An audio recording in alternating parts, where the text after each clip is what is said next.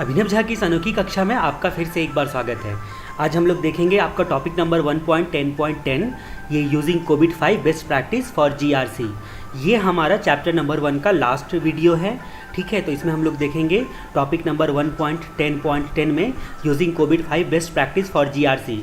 ये जो अंकल जी हैं वो बेस्ट प्रैक्टिस कर रहे हैं जीआरसी करने के लिए कोविड-5 का यूज़ करते हुए। बाइक मानो कोविड-5 है और ये जो चिरकुट अंकल जी हैं इतने गोरे चिट्टे हैं कि ये क्या कर रहे हैं, कोविड-5 का बेस्ट प्रैक्टिस कर रहे हैं जीआरसी के लिए। तो इसके लिए इनको कुछ requirements of GRC implementation program, तो कुछ रिक्वायरमेंट्स होंगी इसको जीआरसी इम्प्लीमेंटेशन प्रोग्राम के लिए, और merits to be measure the success of GRC programme.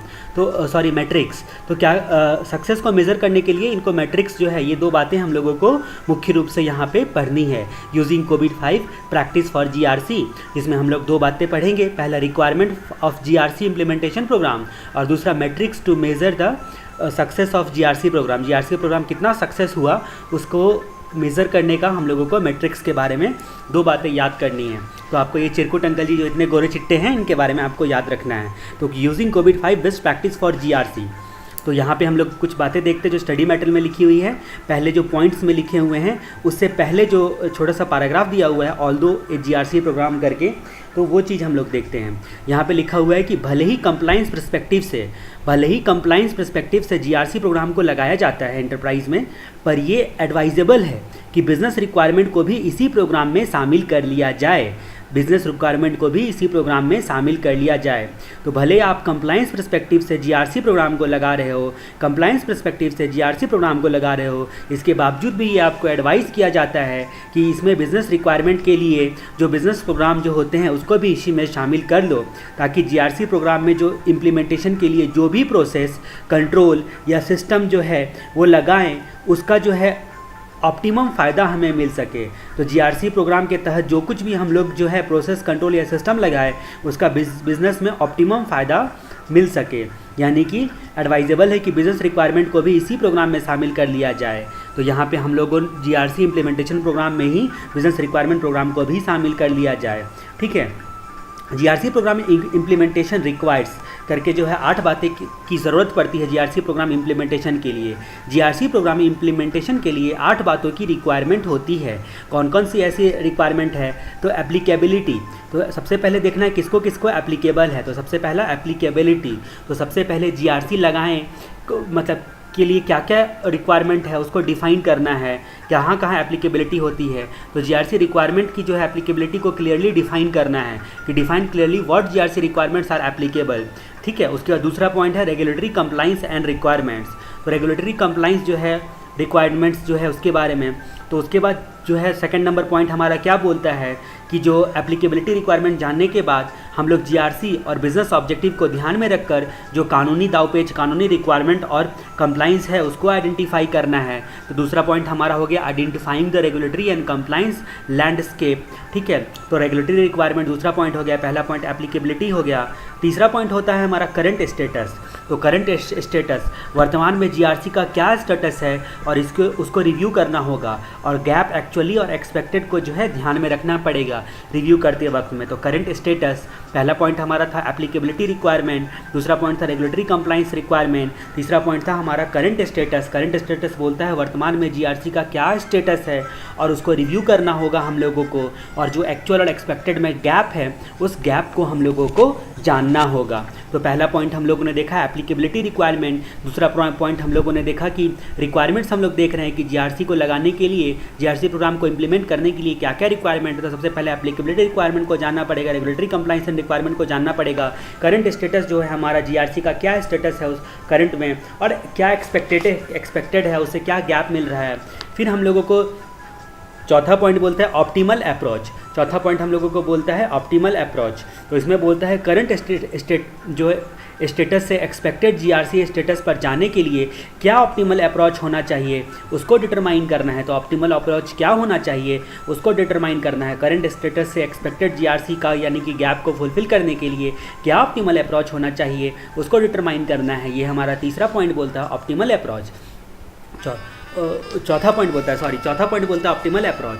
पांचवा पॉइंट हमारा बोलता है सक्सेस मेजर पैरामीटर। तो की पैरामीटर डिटरमाइन करना पड़ेगा, दैट इज स्टैंडर्ड बेंचमार्क, और इसके बेसिस पे हम जीआरसी का सक्सेस मेजर कर पाएंगे। जो आप कुछ की पैरामीटर डिटरमाइन करोगे, यानी कि बेंचमार्क वगैरह सब, जिसके बेसिस पे आप जो है जीआरसी का सक्सेस को डिटरमाइन कर पाओगे। तो यहाँ पे हम लोग जो सक्सेस मेजर पैरामीटर, तो कुछ की पैरामीटर डिटरमाइन करना पड़ेगा, जिससे आप जो है जिसके बेसिस पर आप कंपेयर करके सक्सेस को मेज़र कर पाओगे, मेजरमेंट कर पाओगे सक्सेस का। फिर अगला पॉइंट बोलता है प्रोसेस ओरिएंटेड अप्रोच।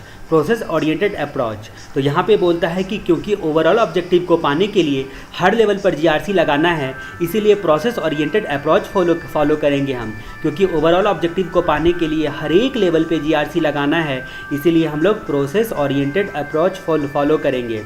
उसके बाद अगला पॉइंट बोलता है बेस्ट प्रैक्टिस। तो बेस्ट प्रैक्टिस मतलब क्या, हमेशा कोशिश करेंगे ग्लोबली एक्सेप्टेड बेस्ट प्रैक्टिस ही अडॉप्ट करें जीआरसी में अपने, ग्लोबली एक्सेप्टेड, क्योंकि हमारा हमेशा कोशिश करेंगे पूरा जो वर्ल्ड वाइड जो है एक्सेप्टेड बेस्ट प्रैक्टिस है उसको ही अडॉप्ट करने का। ऐसा नहीं है कि किसी लोकेलिटी या इंडिया के बेसिस पे ही आप लगा लो। तो पहला पॉइंट हम लोगों ने देखा कि एप्लीकेबिलिटी रिक्वायरमेंट। दूसरा पॉइंट हम लोगों ने क्या देखा था, रेगुलेटरी कंप्लाइंस एंड रिक्वायरमेंट। तीसरा पॉइंट करंट स्टेटस के बारे में देखा था, करंट स्टेटस को जानकर गैप को जानना है। उसके चौथा पॉइंट ऑप्टिमल अप्रोच को देखा था, ऑप्टिमल अप्रोच को। पांचवा पॉइंट सक्सेस मेजर करने के लिए हम लोगों को की का पैरामीटर डिटरमाइन करना पड़ेगा, ये देखा था। छठा पॉइंट हम लोगों ने देखा था प्रोसेस ओरिएंटेड अप्रोच होना चाहिए ओवरऑल ऑब्जेक्टिव को ध्यान में रखते हुए। और सातवां पॉइंट हम लोगों ने देखा था कि पूरे जो है ग्लोबली एक्सेप्टेड बेस्ट प्रैक्टिस को हम लोगों को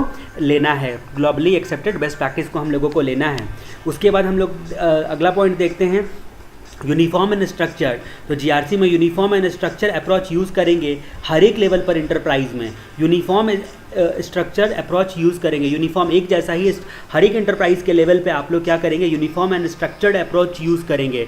स्ट्रक्चर्ड मतलब pre determined, pre decided, pre defined, जो कुछ भी बोल सको आप, ठीक है। तो जीआरसी में uniform and standard approach use करेंगे हर एक लेवल पर इंटरप्राइज में। उसके बाद अगला पॉइंट बोलता है कि जो यूनिफॉर्म एंड स्ट्रक्चर के बाद जो है उसके बाद फिर आप देखो छोटा सा पैराग्राफ लिखा हुआ है। उस पैराग्राफ में क्या लिखा हुआ है उससे पहले हम लोग 5 बार रिवाइज कर लेते हैं। Requirement of GRC implementation program को, जीआरसी इंप्लीमेंटेशन प्रोग्राम करने के लिए ये चिरकुट अंकल जी जो हैं गोरे चिट्टे, वो क्या क्या करते हैं। सबसे पहले एप्लीकेबिलिटी रिक्वायरमेंट को जानते हैं, उसके बाद रेगुलेटरी कंप्लाइंस रिक्वायरमेंट को जानते हैं, तीसरी बात करंट अप्रोच को जानते हैं, करंट अप्रोच में फिर ऑप्टिमल अप्रोच को जानते हैं, फिर सक्सेस मेजर पैरामीटर डिसाइड करते हैं, डिटरमाइन करते हैं सक्सेस मेजर पैरामीटर। उसके बाद प्रोसेस ओरिएंटेड अप्रोच जो है वो ओवरऑल ऑब्जेक्टिव को पाने के लिए हम लोगों को लगाना है प्रोसेस ओरिएंटेड अप्रोच। उसके बाद बेस्ट प्रैक्टिस जो वर्ल्ड वाइड एक्सेप्टेड है, उसके बाद यूनिफॉर्म स्ट्रक्चर्ड होना चाहिए। तो इस तरह से requirement of GRC implementation program में हम लोगों ने पहला पॉइंट देखा एप्लीकेबिलिटी रिक्वायरमेंट, दूसरा रेगुलेटरी कंप्लाइंस, तीसरा करंट स्टेटस, उसके बाद चौथा ऑप्टिमल अप्रोच, पांचवा हम लोगों ने देखा सक्सेस मेजर पैरामीटर, छठा पॉइंट हम लोगों ने देखा प्रोसेस ओरिएंटेड अप्रोच, सातवां पॉइंट बेस्ट प्रैक्टिस, और उसके बाद सातवां पॉइंट हम लोगों ने देखा इन्फॉर्म एंड स्ट्रक्चर्ड।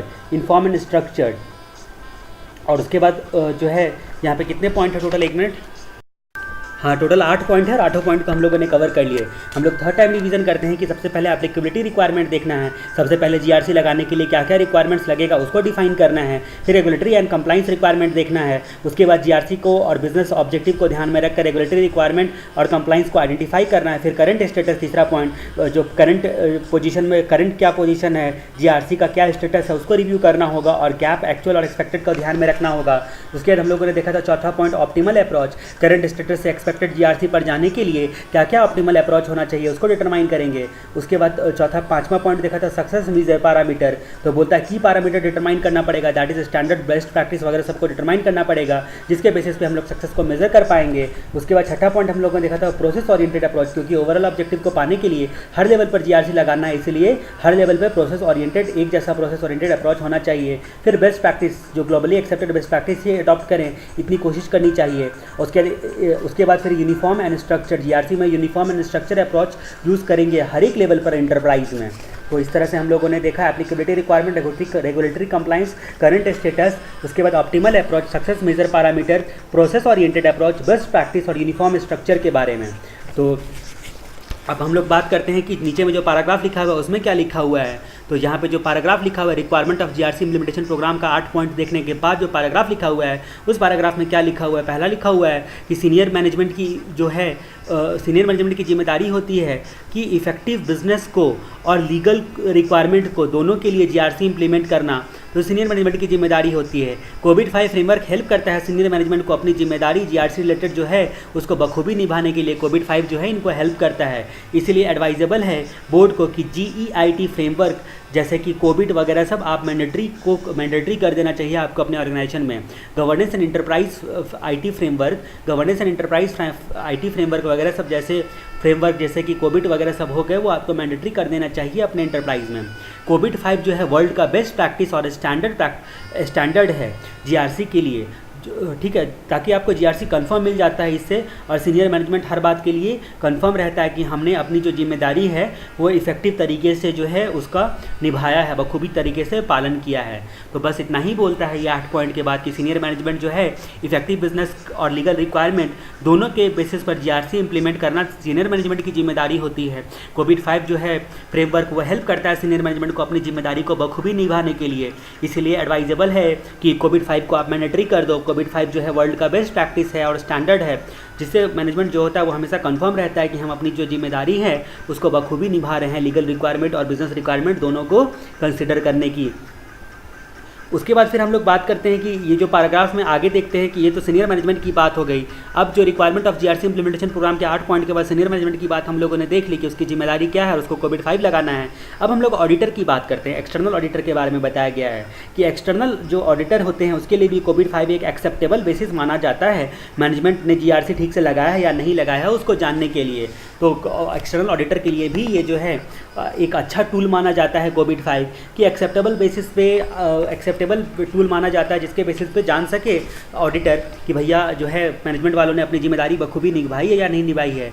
ऑडिटर की एक अहम जिम्मेदारी होती है कि मैनेजमेंट ने कोविड-5 अडॉप्ट किया है तो बस इतना ही इवेलुएट करना पड़ता है कि कोविड-5 ठीक से लगाया है कि नहीं लगाया है।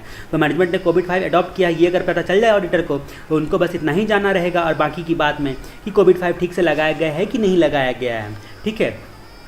तो इस तरीके से हमारा जो requirement of GRC implementation program और उसके बाद जो पैराग्राफ दिया हुआ है वो खत्म होता है। अगला पॉइंट हम लोग देखते हैं metrics to measure the success of GRC program. GRC program के सक्सेस को मेजर करने के लिए क्या क्या मैट्रिक्स होते हैं उसके बारे में दिया गया है जो तो सब metrics to measure the success of GRC program. तो पहला हम लोग देखते हैं कि क्या बोलते हैं कंट्रोल, रिटेंडेंसी एंड टाइम। तो कंट्रोल पहला पॉइंट हमारा बोलता है कंट्रोल, तो कंट्रोल इंक्लूडिंग उसके ऑडिट का, टेस्ट की, रिटेंडेंसी रिड्यूस हुई है नहीं हुई है उसका टेस्ट की, और एग्जीक्यूशन में जो वक्त कम लगता है उसका जो हम लोगों को क्या बोलते हैं मैट्रिक्स है। पहला मैट्रिक्स हमारा क्या है कि कंट्रोल ठीक से है कि नहीं है और रिलेटेड टाइम जो है एग्जीक्यूट करने का वो ठीक से है कि नहीं है। तो यानी कि जो रिटेंडेंट कंट्रोल जो है उसका रिडक्शन करना है, मतलब बार बार कंट्रोल को है रिपीट तो नहीं करना पड़ रहा है, एक ही कंट्रोल में सब आ जाता है कि नहीं आ जाता है, कि बार बार एक ही कंट्रोल को लगाना पड़ता है, मतलब बार बार हर कंप्यूटर पे एक सॉफ्टवेयर आपको इंस्टॉल करना पड़े कंट्रोल के लिए एंटीवायरस। तो इससे अच्छा है कि आप एक सर्वर पे ही इंस्टॉल कर दो, तो जो आपका मेन कंप्यूटर है मेन फ्रेम कंप्यूटर उस पर ही इंस्टॉल कर दो। तो इसी तरह से बोलते हैं कि सर्वर जो है वो रिडेंडेंट कंट्रोल को रिड्यूस कर रहा है कि नहीं कर रहा है और रिलेटेड टाइम को एग्जीक्यूट करने में रिड्यूस कर रहा है कि नहीं कर रहा है। पहला पॉइंट हमारा ये बताता है। तो पहला पॉइंट का आप नाम देख सकते हो कंट्रोल। फिर मैट्रिक्स है, पहला हमारा जानने का मैट्रिक्स है। दूसरा कंट्रोल फेलियर, दूसरा पॉइंट हमारा आता है कंट्रोल फेलियर। हर की एरिया में कंट्रोल फेलियर कम हुआ है या नहीं हुआ है, दूसरा हम लोगों को जानना है कि हर की एरिया में कंट्रोल फेलियर कम हुआ है या नहीं कम हुआ है। उसके बाद तीसरा पॉइंट हम लोग को जानना है expenditure, legal and regulatory non compliance और रिव्यू का एक्सपेंडिचर रिड्यूस हुआ है कि नहीं हुआ है। तो legal and regulatory non compliance और लीगल जो रिव्यू एक्सपेंडिचर का एक्सपेंडिचर कम हुआ है कि नहीं हुआ है। उसके बाद चौथा पॉइंट हमारा आता है ऑडिट टाइम। तो की बिजनेस एरिया में ऑडिट करने का टाइम रिड्यूस हुआ है कि नहीं हुआ है, की बिजनेस एरिया में ऑडिट करने का टाइम कम हुआ है या नहीं हुआ है। तो पहला पॉइंट हम लोगों ने देखा कि control redundancy and time reduce हुआ है कि नहीं हुआ है। दूसरा पॉइंट हम लोगों ने देखा कि जो है की एरिया में जो है कंट्रोल का फेलियर कम हुआ है कि नहीं हुआ, एक्सपेंडिचर लीगल एक्सपेंडिचर वगैरह सब कम हुआ है कि नहीं हुआ है। ऑडिट टाइम, की बिजनेस एरिया में ऑडिट करने का जो टाइम जो है लगने वाला वो रिड्यूस हुआ है कि नहीं हुआ, क्योंकि कोविड-5 लगा डाला तो केवल उसी को वेरीफाई करना है तो टाइम तो रिड्यूस होगा ही अपने आप। उसके बाद फिर बोलते हैं कि स्ट्रीमलाइनिंग एंड ऑटोमेशन। अगला पॉइंट है streamlining and automation of control. तो बोलता है कि स्ट्रीमलाइनिंग ऑफ प्रोसेस और कंट्रोल एंड कंप्लाइंस मेजर जो है के ऑटोमेशन होने से इम्प्रूव हुआ है कि नहीं हुआ है प्रोसेस वगैरह सब, और उसका मेजर टाइम जो है वो घटा है कि नहीं घटा है, अगर हाँ तो कितना से कम रिड्यूस हुआ है, कितने से कम रिड्यूस हुआ है। तो स्ट्रीम लाइनिंग ऑफ प्रोसेस और कंट्रोल और कंप्लाइंस मेजर के ऑटोमेशन होने से, ये सब चीज़ों को ऑटोमेशन होने से जो है वो आपका क्या इम्प्रूवमेंट हुआ है, और जो है काम करने का टाइम जो है वक्त घटा है कि नहीं घटा है, अगर हाँ तो कितने से वक्त घटा है। तो ये हम लोगों ने देखा streamlining and automation and control लगाने से टाइम कितना रिड्यूस हुआ है। उसके बाद अगला पॉइंट बोलता है कि जो टाइमली रिपोर्टिंग और action, timely reporting and action, regulatory issue और उसका रिमीडियल एक्शन को टाइमली रिपोर्टिंग करना। रेगुलेटरी इशू और उसके रिमीडियल एक्शन को, कोई भी इशू अगर रेगुलेटरी अराइज हो सकते हैं या हो गए हैं तो उसका जो रिमीडियल एक्शन को जानकर तुरंत टाइमली रिपोर्टिंग करना, ताकि जो है वो एक्शन ले सके मैनेजमेंट। तो ये जो है ये भी एक मैट्रिक्स है हमारा। उसके बाद फिर बोलता है डैशबोर्ड, लास्ट वाला पॉइंट हमारा बोलता है dashboard for compliance status and की इशू। तो एक डैशबोर्ड तैयार किया जाता है ओवरऑल कंप्लाइंस स्टेटस और की इशू को सीनियर मैनेजमेंट को अकरेंस होने के साथ ही रियल टाइम बेसिस पर रिपोर्ट करने के लिए डैशबोर्ड होना चाहिए। तो अकरेंस रियल टाइम बेसिस पर रिपोर्ट करने के लिए जो कंप्लाइंस स्टेटस है, तो 3 बार जब हम लोगों ने कंप्लाइंस के बारे में देख लिया, कंप्लाइंस के बारे में एक्सपेंडिचर देखा, लीगल रेगुलेटरी नॉन कंप्लाइंस और रिव्यू करने का एक्सपेंडिचर घटा कि नहीं घटा। उसके बाद हम लोगों ने देखा टाइमली रिपोर्टिंग एंड जो है एक्शन, तो रेगुलेटरी इशू और उसके रिमीडियल एक्शन को टाइमली रिपोर्ट करना है और एक्शन लेना है। और उसके बाद लास्ट वाला पॉइंट डैशबोर्ड वाला भी हम लोगों ने रेगुलेटरी रिक्वायरमेंट के बारे में देखा। तो dashboard for compliance status and की इशू, तो ओवरऑल कंप्लाइंस स्टेटस को, की इशू को सीनियर मैनेजमेंट को अकरेंस होने के साथ ही रियल टाइम बेसिस पे रिपोर्टिंग करने का सिस्टम है या नहीं है। तो यहाँ पे जो है मैट्रिक्स में 3 बातें तो लीगल से रिलेटेड हो जाती हैं। उसके बाद हम लोग जो पहला पॉइंट देखे थे कंट्रोल एंड रिडंडेंसी टाइम, तो कंट्रोल का जो है कंट्रोल रिडंडेंसी और उसका जो रिलेटेड टाइम होता है एग्जीक्यूट करने में वो कम हुआ है कि नहीं हुआ है। फिर दूसरा पॉइंट हम लोगों ने देखा कंट्रोल फेलियर, हर की एरिया में कंट्रोल फेलियर कम हुआ है कि नहीं हुआ है, हर की एरिया में कंट्रोल फेलियर कम हुआ है कि नहीं हुआ है। तीसरा पॉइंट हम लोगों ने देखा एक्सपेंडिचर, लीगल और रेगुलेटरी नॉन कंप्लाइंस और रिव्यू करने का एक्सपेंडिचर रिड्यूस हुआ है या नहीं हुआ है।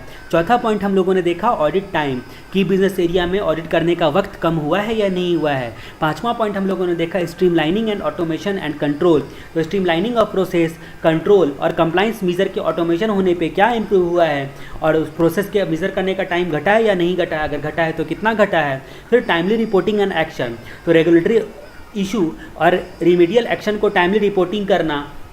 उसके बाद dashboard for compliance status and की इशू, ओवरऑल कंप्लाइंस स्टेटस को और की इशू को सीनियर मैनेजमेंट को अकरेंस होने पर रियल टाइम बेसिस पर रिपोर्ट करने का सिस्टम है कि नहीं है। मानता हूँ आपको बहुत पेशेंस के साथ सुनना पड़ता है और बार बार चीज़ों को मैं रिपीट करता हूँ। एक्चुअली ये आप ही का फ़ायदा होने वाला है अल्टीमेटली, तो इसीलिए बार बार आपका रिवाइज हो जाता है, तो ये आपके लिए फ़ायदा है। आप में भी थोड़ा सा बोर होगे जब मैं रिपीट करते रहूँगा, क्योंकि आपको समझ में अगर आ गया तो फिर शायद आपको लगेगा कि नहीं आगे बढ़ जाना चाहिए था। लेकिन यहाँ पे हमारा मकसद सिर्फ केवल सिलेबस को कंप्लीट करना नहीं है। मैं चाहूँ तो 10 से 12 घंटे में कंप्लीट करवा सकता हूँ, जो कि आपकी फास्ट ट्रैक रिवीजन DVDs में आपको मिल जाएंगी।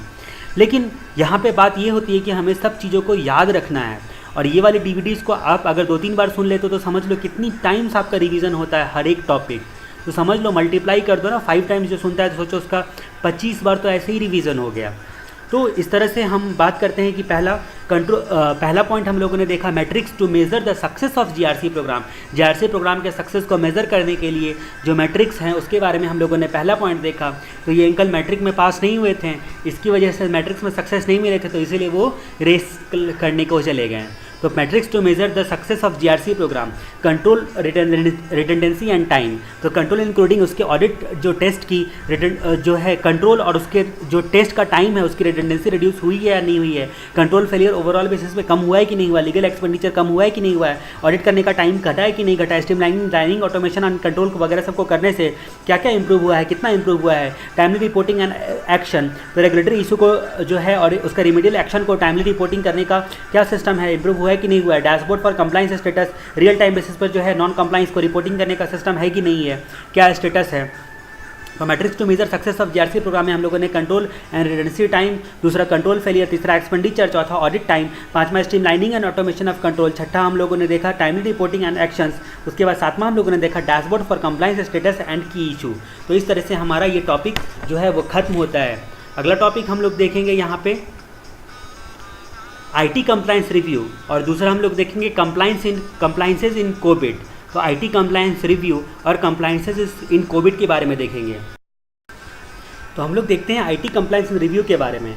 ERM यानी कि इंटरप्राइज रिस्क मैनेजमेंट में फेलियर हो रहा था लगातार, तो GRC को मैंडेटरी कर दिया गया। इंटरप्राइज रिस्क मैनेजमेंट में लगातार फेलियर होने के कारण governance and risk and compliance को मैंडेटरी कर दिया गया, जो जितने भी रिलेटेड लॉ थे उसमें।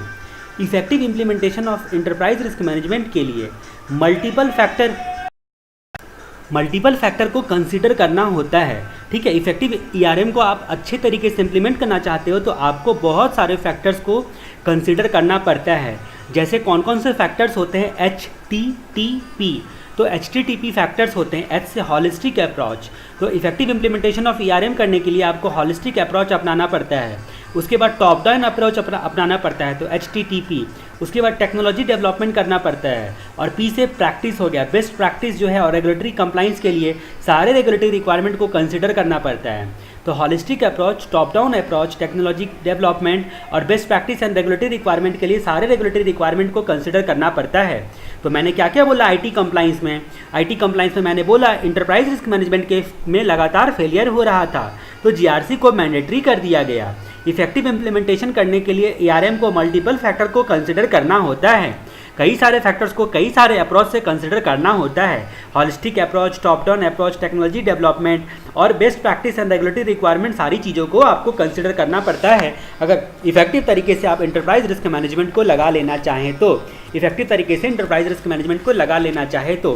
फिर बोलता है कि कॉर्पोरेट गवर्नेंस में IT GRC एक सबसेट है ओवरऑल GRC का। तो कॉर्पोरेट गवर्नेंस में जो IT GRC है, इंफॉर्मेशन टेक्नोलॉजी GRC है, गवर्नेंस रिस्क एंड कंप्लाइंस है IT का, वो सबसेट है ओवरऑल GRC का। तो कॉर्पोरेट गवर्नेंस में क्या है? कॉर्पोरेट गवर्नेंस का बेटा है गवर्नेंस रिस्क एंड कंप्लाइंस, और गवर्नेंस रिस्क एंड कंप्लाइंस का सबसेट है IT GRC।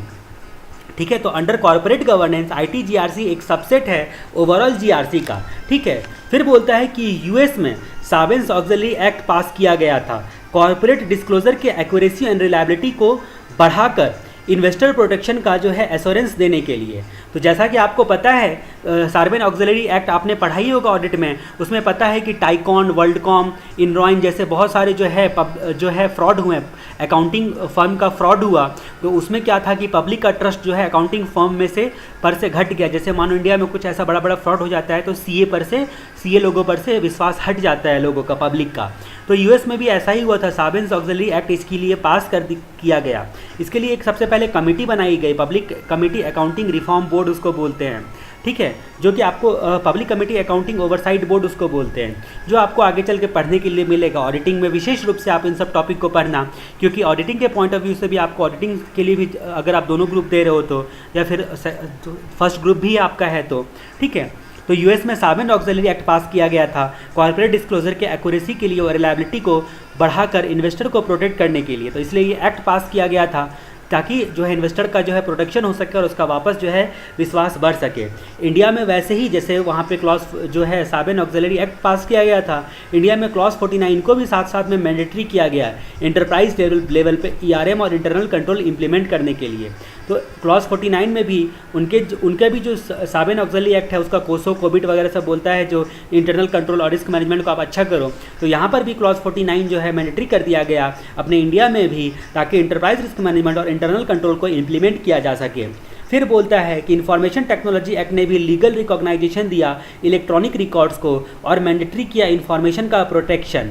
तो इंफॉर्मेशन टेक्नोलॉजी एक्ट जब हम लोग पढ़ेंगे तो वहाँ पे लीगल रिकॉग्नाइजेशन देखेंगे। तो लीगल रिकॉग्नाइजेशन दिया इंफॉर्मेशन टेक्नोलॉजी एक्ट ने भी, लीगल रिकॉग्नाइजेशन दिया इलेक्ट्रॉनिक रिकॉर्ड्स को और मैंडेटरी किया इंफॉर्मेशन का प्रोटेक्शन करना। मतलब governance, risk management, security control ना केवल अब मैनेजमेंट रिक्वायरमेंट है बल्कि ये मैंडेटरी रिक्वायरमेंट भी है, जिसका कंप्लाइंस करना सबके लिए मस्ट हो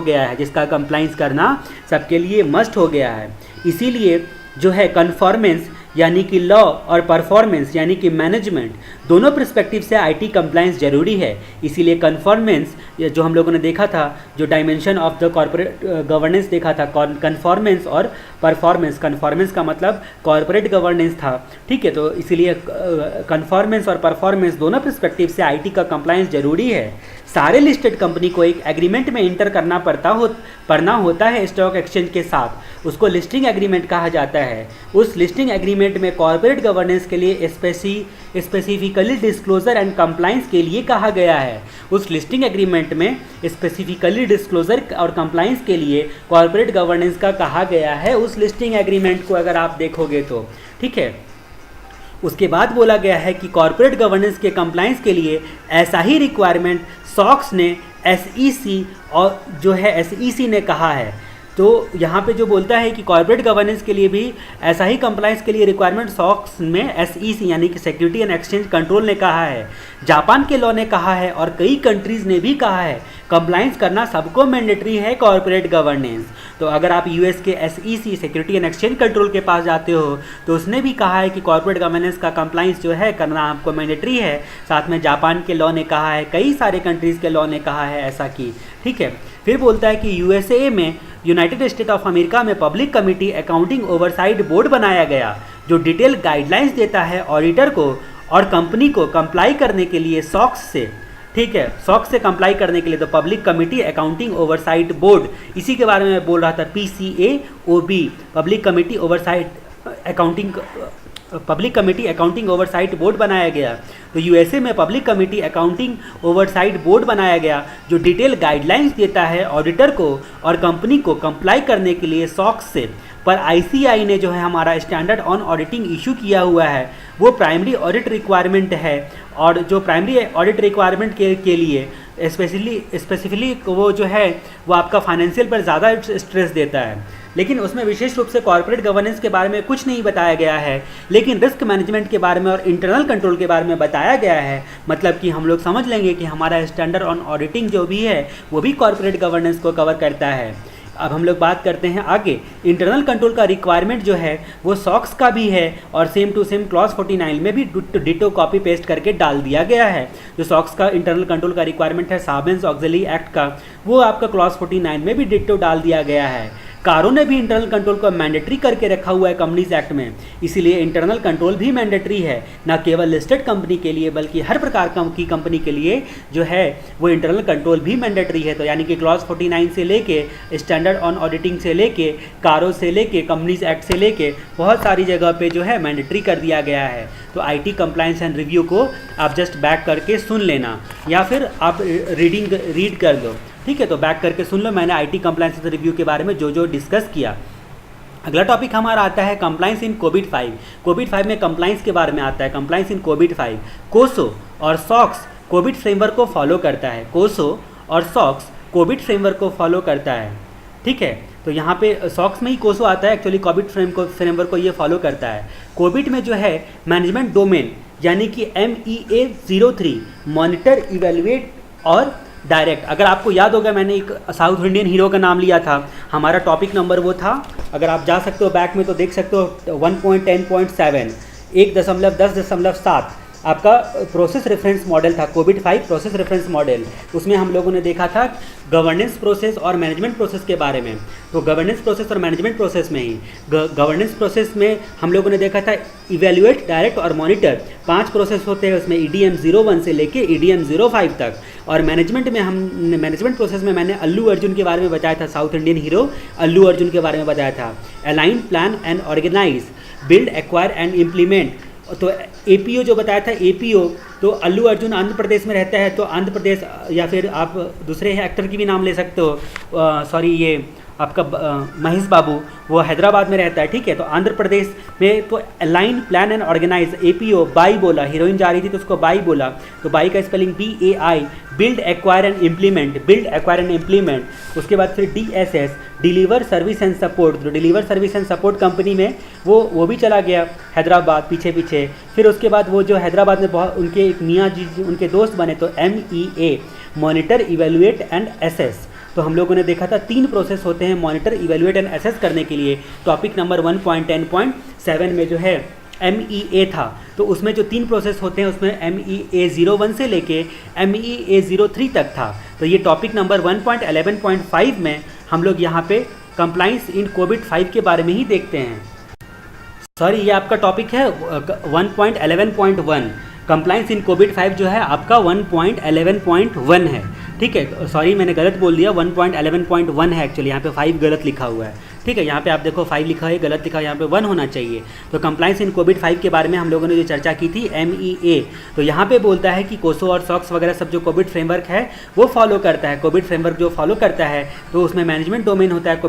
कोविड जो है उसके रेफरेंस मॉडल में मैनेजमेंट डोमेन जो होता है उसमें एक MEA03 है, मॉनिटर इवेलुएट एंड एक्सेस करना, मॉनिटर इवेलुएट एंड एक्सेस करना। ये क्या बोलता है MEA03 क्या बोलता है, कंप्लाइंस विद एक्सटर्नल रिक्वायरमेंट पर स्पेसिफिकली फोकस करता है। तो 03 बोलता है कि आपका तीसरा काम है, 03 बोलता है कि कंप्लाइंस पर, खासकर एक्सटर्नल रिक्वायरमेंट के कंप्लाइंस पर आपको स्पेसिफिकली फोकस करना है। एक्सटर्नल रिक्वायरमेंट के कंप्लाइंस पे आपको स्पेसिफिकली फोकस करने के लिए MEA03 बोलता है। MEA03 क्या बोलता है आपको, कंप्लाइंस रिक्वायरमेंट पर स्पेसिफिकली फोकस करने के लिए। MEA03 प्रोसेस का प्राइमरी मकसद है कि सारे एप्लीकेबल एक्सटर्नल रिक्वायरमेंट का कंप्लाइंस हो, सारे एप्लीकेबल एक्सटर्नल रिक्वायरमेंट का कंप्लाइंस हो। ये MEA03 प्रोसेस का मकसद है, जो सारे जो है एक्सटर्नल का कंप्लाइंस हो आपका।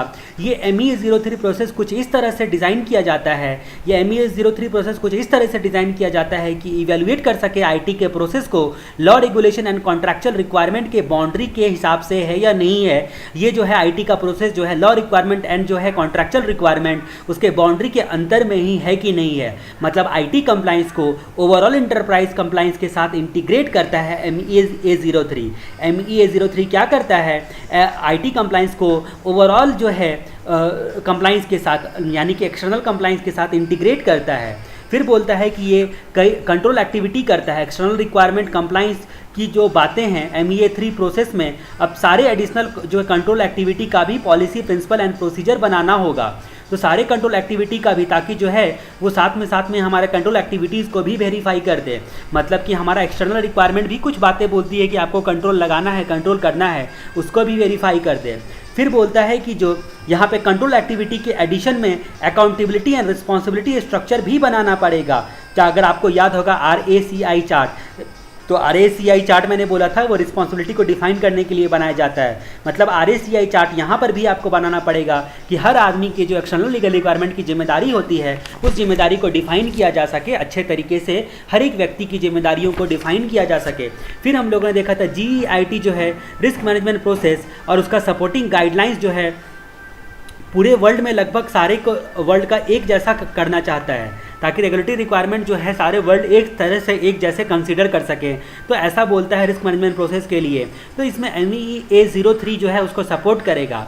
IT कंट्रोल के लिए कोविड ने कोसो गाइडलाइंस भी कंसीडर किया है। तो यहाँ पे IT कंट्रोल के लिए, इंफॉर्मेशन टेक्नोलॉजी कंट्रोल के लिए कोसो ने जो है कोविड गाइडलाइंस को भी कंसिडर किया हुआ है। कोविड का स्पेसिफिक फोकस होता है कंप्लाइंस एक्टिविटी, मतलब कोविड 5 अपने आप में एक पूरा पैकेज होता है जो एक्सटर्नल कंप्लाइंस को भी कवर करता है। तो कोविड 5 जो है MEA03 के थ्रू एक्सटर्नल कंप्लाइंस को भी कवर करता है। तो आपको विशेष रूप से इसमें याद रखना है एक्सटर्नल कंप्लाइंस, इस वर्ड को आपको याद रखना है। MEA03 जब आएगा तो ये एक्सटर्नल कंप्लाइंस के बारे में जितनी सारी बातें दी गई है उसके बारे में आपको याद रखना है। और आपको जो है इसको एक बार आप ध्यान से पढ़ लो और जस्ट ये या फिर बैक करके आप इसको सुन लो, आपको समझ में आ जाएगा। इस पर ज़्यादा कुछ विशेष ध्यान देने की ज़रूरत नहीं थी, इसकी वजह से मैंने बार बार नहीं बोला। आप पढ़ लो, पॉइंट वाली चीज़ों को हम 5 बार रिवीजन करेंगे और बाकी चीज़ें जो समझने वाली चीज़ें हैं अगर आपको दोबारा सुनना हो तो उसको बैक करके आप सुन लिया करो, इससे हमारा समय काफ़ी बचेगा।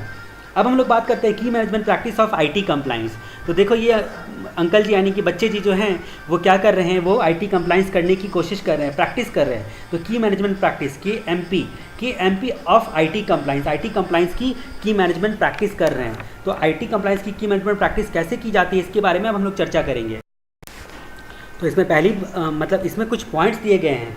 अगर आप देखो तो 4 पॉइंट दिए हुए हैं, इसमें मेमोरी टेक्निक की ज़रूरत नहीं है, ऐसे ही आपको याद हो जाएगा। की मैनेजमेंट प्रैक्टिस जो है एक्सटर्नल कंप्लाइंस रिक्वायरमेंट को आइडेंटिफाई करना है, ऑप्टिमाइज करना है उसके रिस्पॉन्स को, उसके बाद कंफर्म करना है एक्सटर्नल कंप्लाइंस को और ऑब्टेन करना है एश्योरेंस की एक्सटर्नल कंप्लाइंस जो है वो हो गया, उसका एश्योरेंस जो है ऑब्टेन करना है। तो की मैनेजमेंट प्रैक्टिस जब भी आएगा तब आपको जो है आपको MEA03 की तरह एक्सटर्नल कंप्लाइंस पे ही ध्यान देना है। की management practice of IT compliance में एक्सटर्नल कंप्लाइंस, तो आईटी कंप्लाइंस बोलो तो एक्सटर्नल कंप्लाइंस, यहाँ पे की मैनेजमेंट प्रैक्टिस, तो ये बच्चा जो है आईटी कंप्लाइंस की जो प्रैक्टिस कर रहा है उसमें वो एक्चुअली एक्सटर्नल दुनिया में जाना चाह रहा है कुछ दिनों के बाद जब बड़ा हो जाएगा, तो इसकी वो प्रैक्टिस कर रहा है कि एक्सटर्नल दुनिया के लोगों को कैसे मुँह दिखाना है। ठीक है, तो आइडेंटिफाई एक्सटर्नल कंप्लाइंस रिक्वायरमेंट, तो आज की दुनिया की रिक्वायरमेंट क्या है, ये बच्चा सोच रहा है ऐसा। फिर optimize response to external requirement, कैसे ये बड़ा होकर हीरो बनेगा। उसके बाद फिर बोलता है कन्फर्म एक्सटर्नल रिक्वायरमेंट, और उसके बाद पापा से पूछ के कन्फर्म भी हो रहा है, और obtain assurance of external compliance. ठीक है, तो आप कैसे भी करके इसको कनेक्ट कर दो इस बच्चे के साथ, लॉजिक ना भी लगे फिर भी कनेक्ट कर दो। तो हम लोग पहला पॉइंट देखते हैं, आइडेंटिफाई एक्सटर्नल कंप्लाइंस रिक्वायरमेंट। ये सब तो डील करना बहुत आसान है, मैं जस्ट बता देता हूँ एक बार। एक्सटर्नल कंप्लाइंस रिक्वायरमेंट को आइडेंटिफाई करना, लोकल इंटरनेशनल लॉ और जितने भी लॉ हैं उसमें कोई बदलाव तो नहीं हुआ, इसको लगातार आइडेंटिफाई और मॉनिटर करते रहना है ताकि खुद को हम लोग अकॉर्डिंगली अपडेट रख सकें। तो लगातार मॉनिटर करते रहना है, कोई भी बदलाव तो नहीं हुआ, तो ये बोलता है आइडेंटिफाई एक्सटर्नल रिक्वायरमेंट में। दूसरा, optimize response to external requirement, industry का स्टैंडर्ड या फिर बेहतरीन पॉलिसी प्रोसीजर और प्रैक्टिस को मैथोलॉजी में अडॉप्ट करना है, और यह लीगल रिक्वायरमेंट और कॉन्ट्रैक्चुअल रिक्वायरमेंट की बाउंड्री में रह के हम लोगों को करना है। तो ऑप्टिमाइज टू एक्सटर्नल रिक्वायरमेंट, तो ऑप्टिमाइज तो करना है पर हम लोगों को क्या ऑप्टिमाइज करना है, स्टैंडर्ड को और बेहतरीन पॉलिसी प्रोसीजर एंड प्रैक्टिस को हमने अपने मैथोलॉजी में जो है वो है ऑप्टिमाइज करना है, लेकिन कॉन्ट्रैक्चुअल रिक्वायरमेंट और लीगल रिक्वायरमेंट की बाउंड्री में रह के करना है। ठीक है, तो optimize response to external requirement. फिर बोलता है रिस्पॉन्स तो करना है लेकिन बाउंड्री में रहकर। फिर बोलता है कन्फर्म एक्सटर्नल कंप्लाइंस, लोकल और इंटरनेशनल लॉ जो है और साथ में कॉन्ट्रैक्चुअल रिक्वायरमेंट का कंप्लाइंस हुआ है और हो रहा है, और इसका भी जो है हम लोगों को कंफर्मेशन चाहिए होता है, कंफर्मेशन देना होता है। फिर obtain assurance of external compliance, सब कानून और पॉलिसी का पालन ठीक से हुआ है कि नहीं हुआ है, उस पर ऑडिटर का या अदर स्पेसिफाइड पर्सन का रिपोर्ट भी लेते हैं, और उस पर कंप्लाइंस में कोई गैप तो नहीं रह गया, उसका टाइमली मैनर में हम लोग जो हैं वो टाइमली मैनर में हम लोगों को गैप अगर है गया तो करेक्शन भी करना होगा, उसको सुधारना भी हो गया। तो सबसे पहले हम लोगों ने देखा आइडेंटिफाई एक्सटर्नल कंप्लाइंस, लोकल और इंडस्ट्रियल लेवल में कोई भी बदलाव तो नहीं हुआ है, इसको लगातार आइडेंटिफाई करते रहना है और मॉनिटर करते रहना है ताकि खुद को अकॉर्डिंगली हम लोग अपडेट कर सकें। Optimize response to external requirement, industry का स्टैंडर्ड और उसके बेहतरीन पॉलिसी प्रैक्टिस के हिसाब से उसके बाउंड्री में रह के हम लोगों को ऑप्टिमाइज करना पड़ेगा अपना पॉलिसी प्रोसीजर को। Confirm external compliance, local international law को और साथ में कॉन्ट्रैक्चुअल जो है उसका कंसिडर किया है या नहीं किया उसको कंफर्म करना है। उसके बाद obtain assurance from external compliance, सब कानूनी और पॉलिसी का पालन ठीक से हुआ है, उस पर ऑडिटर या अदर स्पेसिफाइड पर्सन का रिपोर्ट भी लेना है। उसके बाद हम लोग बात करते हैं की management practice for assessing compliance process को एसेस करने के लिए हम लोगों को की मैनेजमेंट प्रैक्टिस के बारे में जानना है। की मैनेजमेंट प्रैक्टिस फॉर एसेसिंग जो है कंप्लाइंस प्रोसेस, तो इसके बारे में हम लोग जानना है। इसको 2 लेवल पे हम लोग असेसमेंट करते हैं इसका, की matrix for assessing compliance process को मेज़र करने के लिए उसके जो क्या क्या मैट्रिक्स होंगे उसके बारे में हम लोग देखते हैं एक्सटर्नल लेवल पे और इंटरनल लेवल पे।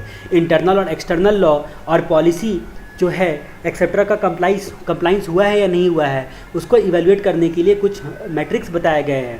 सबसे पहले हम लोग बात करते हैं एक्सटर्नल की, तो इसमें बोलता है कि यहाँ पे कॉस्ट वगैरह सबके बारे में पहला पॉइंट बोलता है। तो cost of IT non compliance including settlement and fine को जो है वो कितना पड़ा है, इस बार हम लोग को कितना फ़ाइन देना पड़ा है नॉन कंप्लाइंस करने की वजह से या सेटलमेंट करने की वजह से, तो इससे हम लोग पहला एक्सटर्नल को मेज़र करते हैं।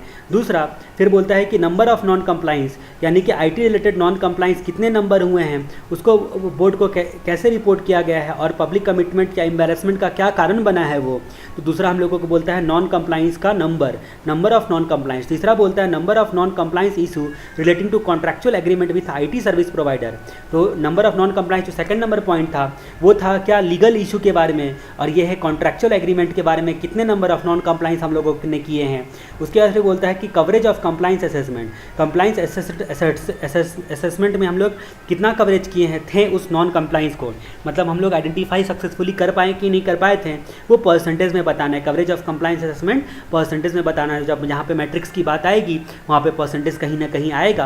तो सबसे पहले हम लोगों ने देखा जो है cost of IT non compliance, दूसरा हम लोगों ने देखा कितने number of IT related non compliance हुए हैं लॉ के, और तीसरा हम लोगों ने देखा कितने नंबर ऑफ नॉन कंप्लाइंस हुए हैं कॉन्ट्रैक्ट के, और चौथा नंबर हम लोगों ने देखा कि कंप्लाइंस असेसमेंट में क्या कवरेज था हमारा उन नॉन कंप्लाइंस का। चौथा नंबर नंबर पॉइंट था हमारा। तो cost, number of IT related non compliance, number of non compliance issue contractual agreement का, और कवरेज ऑफ कंप्लाइंस असेसमेंट। तो इस तरह से compliance with external law and regulation. उसके बाद हम लोग बात करते हैं IT compliance with internal policy. Internal policy के साथ IT कंप्लाइंस, तो इसमें पहला है नंबर, दूसरा है परसेंटेज, तीसरा है परसेंटेज और चौथा है फ्रीक्वेंसी। तो नंबर में हम लोग देखें incident relating to non compliance to policy, कि पॉलिसी का क्या इंसिडेंट, कितने नंबर ऑफ इंसिडेंट हुए हैं जिसमें हम लोगों ने अपनी पॉलिसी का कंप्लाइंस नहीं किया है, कितने नंबर ऑफ इंसिडेंट्स हुए हैं जिसमें हम लोग इंटरनल पॉलिसी का जो है कंप्लाइंस नहीं किए हैं। दूसरा परसेंटेज, कितने परसेंटेज लोगों को पॉलिसी समझते हैं, percentage of stakeholder who understand the policy. Policy को अगर समझेंगे, अपने इंडिया में सबसे खराबी यही है, कॉन्स्टिट्यूशन ऑफ इंडिया मुझे अच्छा नहीं लगता, क्योंकि वो इतना बड़ा है कि कोई इसको पढ़ने की हिम्मत भी नहीं करता है। और जब आप कॉन्स्टिट्यूशन को समझते नहीं हो, उसको पढ़ते नहीं हो, तो उसको अप्लाई कहाँ से करोगे? तो जाहिर सी बात है कि वो नंबर ऑफ नॉन कंप्लाइंस का कारण बनेगा। कोई नहीं पढ़ता, बस मेरा कॉन्स्टिट्यूशन बहुत अच्छा है, वर्ल्ड का सबसे घटिया कॉन्स्टिट्यूशन को लोग बहुत अच्छा बोलते हैं, क्योंकि ये सबसे लंबा चौड़ा कॉन्स्टिट्यूशन, अगर 100 पन्ने का भी हो लेकिन कम से कम पालन होना चाहिए, हर एक इंसान को याद होना चाहिए, हर एक इंसान को पता होना चाहिए, इतना नहीं कि इतना मोटा हो जाए कि उसका कोई पालन ही ना कर पाए। और इस तरह की का होना चाहिए कॉम्प्लेक्स कि कोई इसको पढ़ने से भी डरे। तो मजबूरी में जो पढ़ते हैं वो कॉन्स्टिट्यूशन ऑफ इंडिया पढ़ते हैं, यहाँ तक कि फंडामेंटल राइट, रिजर्वेशन, ये कौन से आर्टिकल से आता है ये सब भी लोगों को पता नहीं होता है, छोटी छोटी कॉमन बातें भी। ठीक है, तो इसी तरह यहाँ पे बोलता है कि percentage of stakeholder who understand the policy, कितने परसेंटेज ऑफ लोग हैं जो पॉलिसी को समझते हैं। Percentage of policy supported by effective standard and working practice, तो कितने परसेंटेज ऑफ जो है पॉलिसी वो सपोर्ट किए गए हैं इफेक्टिव स्टैंडर्ड और वर्किंग प्रैक्टिस से। और उसके बाद frequency of policy review and update, कितने नंबर ऑफ टाइम जो है, क्या फ्रीक्वेंसी है रिव्यू और अपडेट करने की पॉलिसी को। तो ये सारी चीज़ें हम लोगों ने IT compliance with internal policy में देखेंगे। IT compliance with internal policy में ये 4 बातें हैं। Number of incident relating to non compliance to policy, कितने नंबर ऑफ टाइम जो है पॉलिसी का नॉन कंप्लाइंस हुआ, परसेंटेज ऑफ स्टेक होल्डर जो समझते हैं पॉलिसी को, percentage of policy supported by effective standard और वर्किंग प्रैक्टिस, कितने परसेंटेज ऑफ पॉलिसी और स्टैंडर्ड हैं हमारे जो वर्किंग प्रैक्टिस से जो है सपोर्टेड हैं। तो एक्चुअली में है, फिर बोलता है कि frequency of the policy review and update, कितनी तरह से और कितनी बार आप पॉलिसी को रिव्यू और अपडेट करते हो। तो इस तरह से हम लोगों ने 1.11.3 की matrix of assessing compliance process, की matrix for assessing compliance process देखा। अब हम लोग बात करते हैं इंफॉर्मेशन सिस्टम एश्योरेंस। तो फाइनल लेवल पे आके हर एक चीज़ का आप एश्योरेंस ही पढ़ते रहते हो। तो यहाँ पे बोलता है इंफॉर्मेशन सिस्टम एश्योरेंस, और पढ़ते पढ़ते सो जाते हो। तो बस यही है कि इंफॉर्मेशन सिस्टम का भी हम लोगों को एश्योरेंस यहाँ पे पढ़ना है। इंफॉर्मेशन सिस्टम एश्योरेंस में हम लोग देखते हैं, हम लोग इंफॉर्मेशन सिस्टम एश्योरेंस में क्या क्या देखते हैं। पहला कीवर्ड आपका हो गया डिमांड एंड रिस्क। पहला कीवर्ड हो गया demand and risk. Digital world में लगातार जो है चेंज आ रहा है और इन्फॉर्मेशन को साइबर स्पेस से ट्रेवल किया जाता है, जिससे रोज़ रोज़ नए नए तरह के रिस्क आ रहे हैं और उस पर रेगुलेटरी जो है जो रिस्क को असेसमेंट करना, रिस्क पर एश्योरेंस लेना रेगुलेटरी डिमांड भी हो गया है आज की डेट में। यानी कि जो है नए नए रिक्वायरमेंट्स के कारण जो है कानून में भी परिवर्तन आके नए नए डिमांड्स हो रहे हैं कानून के। किसी भी इंटरप्राइज का गवर्नेंस एंड मैनेजमेंट करना जो है मुश्किल होते जा रहा है। कि हम लोग यहाँ पे भूल जाते हैं कि कोविड लगाए हैं, इसीलिए गवर्नेंस का जो है और मैनेजमेंट करना जो है मुश्किल हो जा रहा है।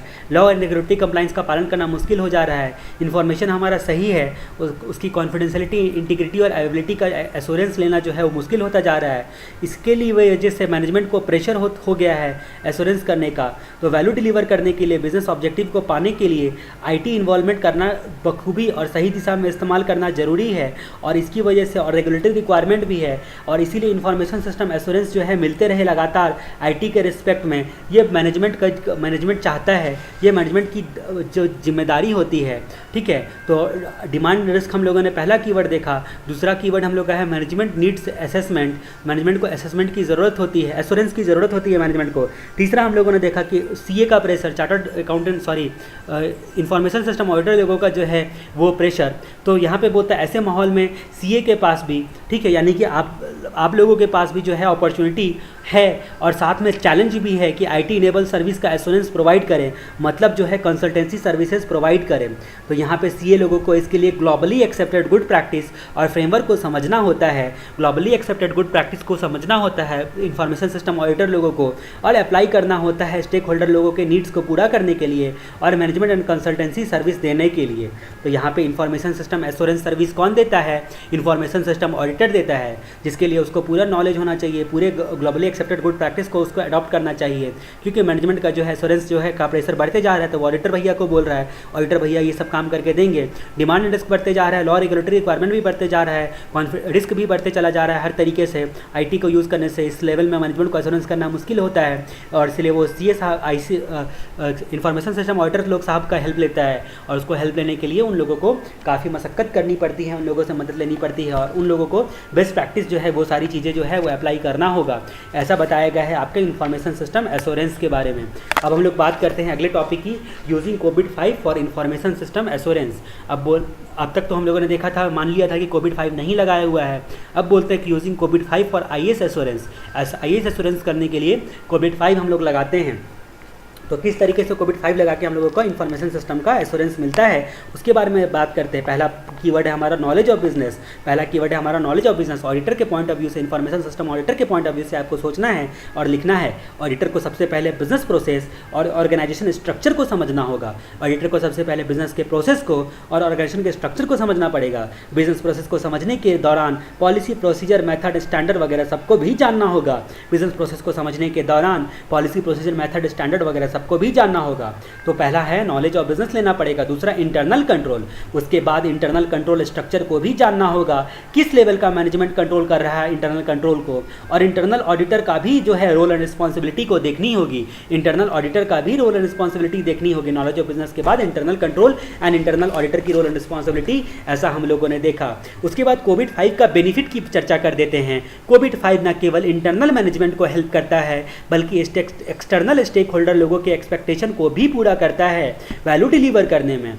तो न केवल मैनेजमेंट को हेल्प करता है, बल्कि स्टेक होल्डर लोगों को और एक्सटर्नल लोगों को अभी जो है उम्मीदों को पूरा करता है। इसका डिज़ाइन, कोविड का डिज़ाइन कुछ इस तरह से इंजीनियर्ड होता है कि ओवरऑल रिक्वायरमेंट को पूरा कर सके और आईटी से वैल्यू डिलीवर कर सके, और साथ में ऑडिटर को भी हेल्प कर सके एश्योरेंस देने में। कोविड का डिज़ाइन कुछ इस तरीके से किया होता है, इस तरह से इंजीनियर्ड होता है कोविड का डिज़ाइन कि ओवरऑल रिक्वायरमेंट को पूरा कर सके, आईटी से वैल्यू डिलीवर करने में, और ऑडिटर को भी हेल्प करता है साथ में। तो हम लोगों ने कोविड-5 का बेनिफिट देखा।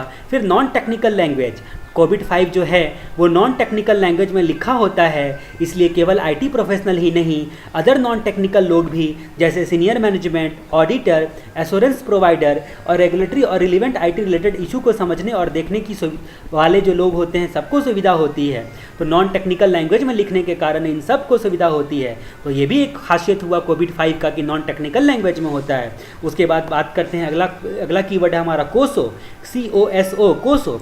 जीआरसी वाले मुद्दे के लिए अक्सर कोविड-5 जो है कोसो का हेल्प लेता है। जो कोसो का हेल्प लेता है मैनेजमेंट और आईटी प्रोफेशनल, ऑडिटर, रेगुलेटरी लोगों को इम्प्लीमेंट और इवेल्युएट करने के लिए, गवर्नेंस एंड मैनेजमेंट को इंड टू इंड बेसिस पर इवेल्युएट करने के लिए कोसो का हेल्प लिया जाता है। कोविड-5 एक अम्ब्रेला फ्रेमवर्क की तरह होता है जो ओवरऑल इंटरप्राइज गवर्नेंस के लिए कई अप्रोच एंड फ्रेमवर्क को अपने अंडर इंटीग्रेट करके रखता है, जैसे ITIL, ISO 27001, कोसो वगैरह सबको कोविड-5 इंटीग्रेट करके रखता है। तो यूजिंग कोविड-5 फॉर आईएएस एश्योरेंस करने में हम लोगों को बहुत अच्छा है। तो पहला हम लोगों ने देखा इंफॉर्मेशन सिस्टम एश्योरेंस के बाद यूजिंग कोविड-5 एश्योरेंस में हम लोगों ने देखा नॉलेज ऑफ बिजनेस, फिर हम लोगों ने देखा इंटरनल कंट्रोल, इंटरनल ऑडिटर की रिस्पॉन्सिबिलिटी। उसके बाद हम लोगों ने देखा कोविड-5 का बेनिफिट ये है कि इंटरनल मैनेजमेंट और एक्सटर्नल दोनों की एक्सपेक्टेशन को पूरा करता है, नॉन टेक्निकल लैंग्वेज में होता है। कोसो जो है, कोविड जो है इस मुद्दे सब पे जो है वो जो है कोसो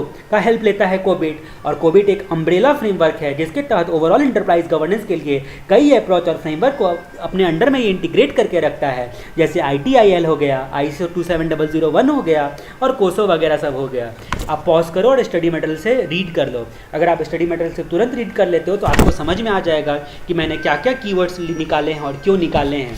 और ऐसा नहीं है कि आप मेरी कीवर्ड को इस्तेमाल करो, जो आपको ठीक लगे उस हिसाब से भी आप कीवर्ड का इस्तेमाल कर सकते हो। अब हम लोग बात करते हैं अगले टॉपिक की। ये बोलता है evaluating IT governance structure and practice by internal auditor. Evaluate करना है आईटी गवर्नेंस स्ट्रक्चर को और प्रैक्टिस को इंटरनल ऑडिटर के द्वारा।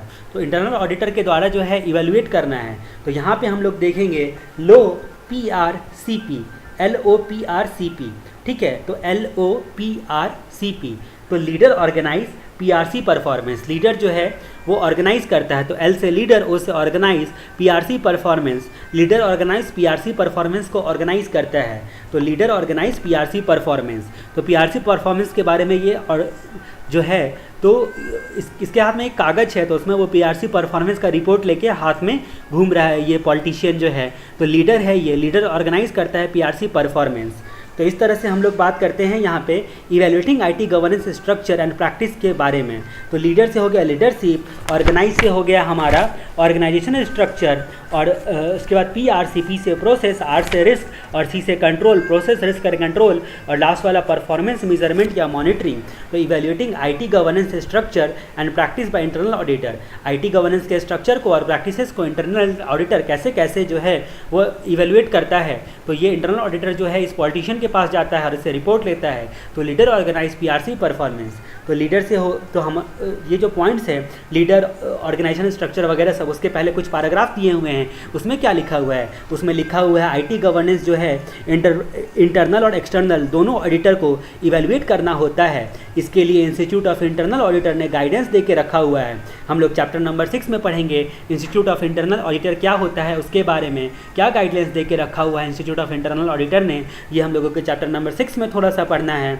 तो यहाँ पे हम लोगों ने देखा कि आईटी गवर्नेंस जो है इंटरनल और एक्सटर्नल दोनों ऑडिटर इवैल्यूएट करता है, और इसके लिए इंस्टीट्यूट ऑफ इंटरनल ऑडिटर ने गाइडलाइंस दे के रखा हुआ है। इंस्टीट्यूट ऑफ इंटरनल ऑडिटर ने गाइडेंस में स्पेसिफिक एरिया और कुछ क्रिटिकल आस्पेक्ट बताए हैं। ये स्पेसिफिक एरिया और क्रिटिकल आस्पेक्ट क्या क्या होते हैं, ये हम लोग लीडर ऑर्गेनाइज पीआरसी परफॉर्मेंस होते हैं, ये इंस्टीट्यूट ऑफ इंटरनल ऑडिटर नहीं बताए हैं। कोई भी चीज़ जब कानून में लिखी हुई रहती है तो आप अपने मेमोरी टेक्निक बनाने के चक्कर में उसके ऑर्डर को डिसऑर्डर में चेंज नहीं कर सकते हो, ऊपर का नीचे, नीचे का ऊपर नहीं कर सकते हो, आपको उसी ऑर्डर में लिखने पड़ेंगे। इसीलिए मैं हमेशा कोशिश करता हूँ कि स्टडी मेटल के ऑर्डर में ही हम लोग सब चीज़ों को याद करें, ताकि क्योंकि बहुत सारी जगहों पे तो कानूनी रिक्वायरमेंट को उतार दिया गया है। जैसे इंटरनल कंट्रोल का कोर्सों में रिक्वायरमेंट हम लोगों ने देखा था एरा IM, बाबू भाई क्या बोलता है एरा IM, तो वो भी था उसी ऑर्डर में आपको लिखना है, आप कुछ भी मेमोरी टेक्निक ना बना दो उसके लिए। फिर हम लोगों ने evaluating IT governance structure and practice by internal auditor के बारे में देखा, लीडर ऑर्गेनाइज पीआरसी परफॉर्मेंस। तो पहली बात हम लोग देखते हैं इसमें लीडर, तो लीडर क्या करता है, लीडरशिप में क्या होता है, इवैल्यूएट करना, असेसमेंट करना और डिटरमाइन करना किया जाता है, गोल को डिटरमाइन किया जाता है, इवैल्यूएट, एसेस और डिटरमाइन किया जाता है। तो लीडरशिप में हम लोग देखेंगे सबसे पहला हमारा इवैल्यूएट करना, तो IT objective and strategy needs के बीच रिलेशन डिफाइन करना है और इस्टेब्लिश करना है, और उसी हिसाब से जो है पर्सनल वगैरह सबको कम्युनिकेट करना है, और कम्युनिकेट करने के बाद उसके काम को इवैल्यूएट भी करना है। असेसमेंट, फिर स्ट्रैटेजिक गोल को अचीव करने के स्ट्रैटेजिक गोल अचीव हो रहा है कि नहीं हो रहा है उसका असेसमेंट करना है, और डिटरमाइन आईटी को कैसे मेज़र किया जाता है उसके गोल के हिसाब से उसको डिटरमाइन करना है आईटी के जो है ऑब्जेक्टिव को अचीव करने के लिए, और कैसे रोल एंड रिस्पॉन्सिबिलिटी बांटी जाती है आईटी गवर्नेंस को इम्प्लीमेंट एंड मॉनिटर में, उसको डिटरमाइन करना है कि कैसे रिस्पॉन्सिबिलिटी वगैरह सब बांटी जाती है। तो लीडर की क्या क्या जिम्मेदारी होती है, IT objective and strategy needs के बीच रिलेशनशिप डिफाइन करना है और इस्टेब्लिश करना है, आईटी ऑब्जेक्टिव और स्ट्रैटेजिक नीड्स, स्ट्रैटेजिक आवश्यकताओं के बीच और आईटी ऑब्जेक्टिव के बीच रिलेशनशिप को डिफाइन करना है और इस्टेब्लिश करना है, और सभी पर्सनल वगैरह सबको कम्युनिकेट करना है। फिर स्ट्रैटेजिक गोल को अचीव किया है या नहीं किया है उसका असेसमेंट करना है, आईटी को कैसे मेज़र किया जाता है, उसके गोल को कैसे अचीव करने के लिए रोल एंड रिस्पॉन्सिबिलिटी को कैसे बांटी गई हैं, इन सबको जानना होता है, ये लीडरशिप का काम होता है। और उसके बाद जो है रिव्यू करना पड़ता है, लास्ट में सीनियर मैनेजमेंट और बोर्ड के रोल को रिव्यू करना पड़ता है कि कैसे उन लोगों ने स्ट्रॉन्ग आईटी गवर्नेंस को मेंटेन करके रखा है। तो ये लीडर की जिम्मेदारी होती है कि इतनी सारी काम वो करता है, लीडर जो है इतने सारे काम करता है, सीनियर मैनेजमेंट के काम को भी इवैल्यूएट करता है। फिर दूसरा बात बोलते हैं ऑर्गेनाइज से बोलो तो ऑर्गेनाइजेशन स्ट्रक्चर, तो बोलता है कि जो ऑडिटर को कुछ एस्पेक्ट जो है का असेसमेंट करना होगा, असेसमेंट कुछ एस्पेक्ट का करना पड़ेगा ऑर्गेनाइजेशन स्ट्रक्चर में, कैसे आपस में ये लोग कम्युनिकेट करते हैं, उनका फॉर्मल इवैल्यूएशन कैसे होता है और क्या प्रायोरिटाइजेशन होता है, और आईटी के मिरर को जानना पड़ेगा, आईटी के मिरर को जानना पड़ेगा। तो यहाँ पे हम लोगों को जो है एश्योरेंस ऑर्गेनाइजेशन स्ट्रक्चर में कम्युनिकेशन कैसे आईटी पर्सनल और मैनेजमेंट वाले आपस में कम्युनिकेट करते हैं और इंटरैक्ट करते हैं आपस में, करंट और फ्यूचर नीड्स को पूरे ऑर्गेनाइजेशन में इंटरैक्ट कैसे करते हैं पूरे ऑर्गेनाइजेशन में, ये देखना है। फॉर्मल इवैल्यूएशन एंड प्रायोरिटाइजेशन, उन नीड्स को इवैल्यूएट और प्रायोरिटाइज करने के लिए क्या अप्रोच इस्तेमाल किया जाता है, उन आवश्यकताओं को इवैल्यूएट करने के लिए और प्रायोरिटाइज करने के लिए क्या जो है क्या अप्रोच इस्तेमाल किया जाता है। इसके अलावा अचीवमेंट में जो है अचीवमेंट का स्टेटस और अचीवमेंट जानने के लिए क्या क्या तरीके अपनाए जाते हैं उसका एनालिसिस करना है। अचीवमेंट का क्या स्टेटस है और क्या अचीवमेंट के तरीके हैं उसको जानने के लिए भी उसका एनालिसिस किया जाता है। तो ऑर्गेनाइजेशन स्ट्रक्चर, तो जो है ऑडिटर को कुछ एस्पेक्ट का असेसमेंट करना होता है ऑर्गेनाइजेशन स्ट्रक्चर में। ऑर्गेनाइजेशन स्ट्रक्चर का कम्युनिकेशन कैसे हो रहा है, कैसे फॉर्मल इवैल्यूएशन और प्रायोरिटाइजेशन हो रहा है, और इसके अलावा अचीवमेंट का स्टेटस और अचीवमेंट को जानने के लिए क्या क्या तरीके लगाए जाते हैं, यानी कि जिसको आईटी मिरर के नाम से हम लोग बुला सकते हैं। आईटी मिरर किस तरह से हम लोग जान सकते हैं। तो लो हो गया हमारा पीआरसी, लीडर ऑर्गेनाइज हो गया हमारा पीआरसी की बात करते हैं। प्रोसेस, तो प्रोसेस में activity and risk, expected service, इन सबको जानते हैं। तो एक्टिविटी एंड रिस्क में बोलता है कि ऑडिटर को आईटी प्रोसेस और रिस्क को मिटिगेट करने के लिए और क्या क्या कंट्रोल लगाए गए हैं उसका मेजरमेंट करना पड़ेगा। आईटी प्रोसेस और रिस्क को जानने के लिए इंटरनल ऑडिटर को उसको कैसे मिटिगेट करना पड़ता है उसको जानना पड़ेगा। एक्सपेक्टेड सर्विसेज क्या थे आईटी इन्वायरमेंट में को सपोर्ट और एक्सपेक्टेड जो आईटी सर्विसेज की जो है कंसिस्टेंट डिलीवर करने के लिए ऑर्गेनाइजेशन क्या क्या तरीके अपनाती है, तो इसको इवैल्यूएट करना पड़ेगा कि आईटी इन्वायरमेंट में सपोर्ट को और एक्सपेक्टेड आईटी सर्विसेज को कंसिस्टेंट डिलीवर करने के लिए वैल्यू को क्या क्या तरीके ऑर्गेनाइजेशन अपनाती है उसका हम लोगों को असेसमेंट करना पड़ेगा। तो प्रोसेस में पहला पॉइंट है एक्टिविटी एंड रिस्क और दूसरा पॉइंट है एक्सपेक्टेड सर्विस। पहला पॉइंट एक्टिविटी एंड रिस्क और दूसरा पॉइंट एक्सपेक्टेड सर्विस प्रोसेस में।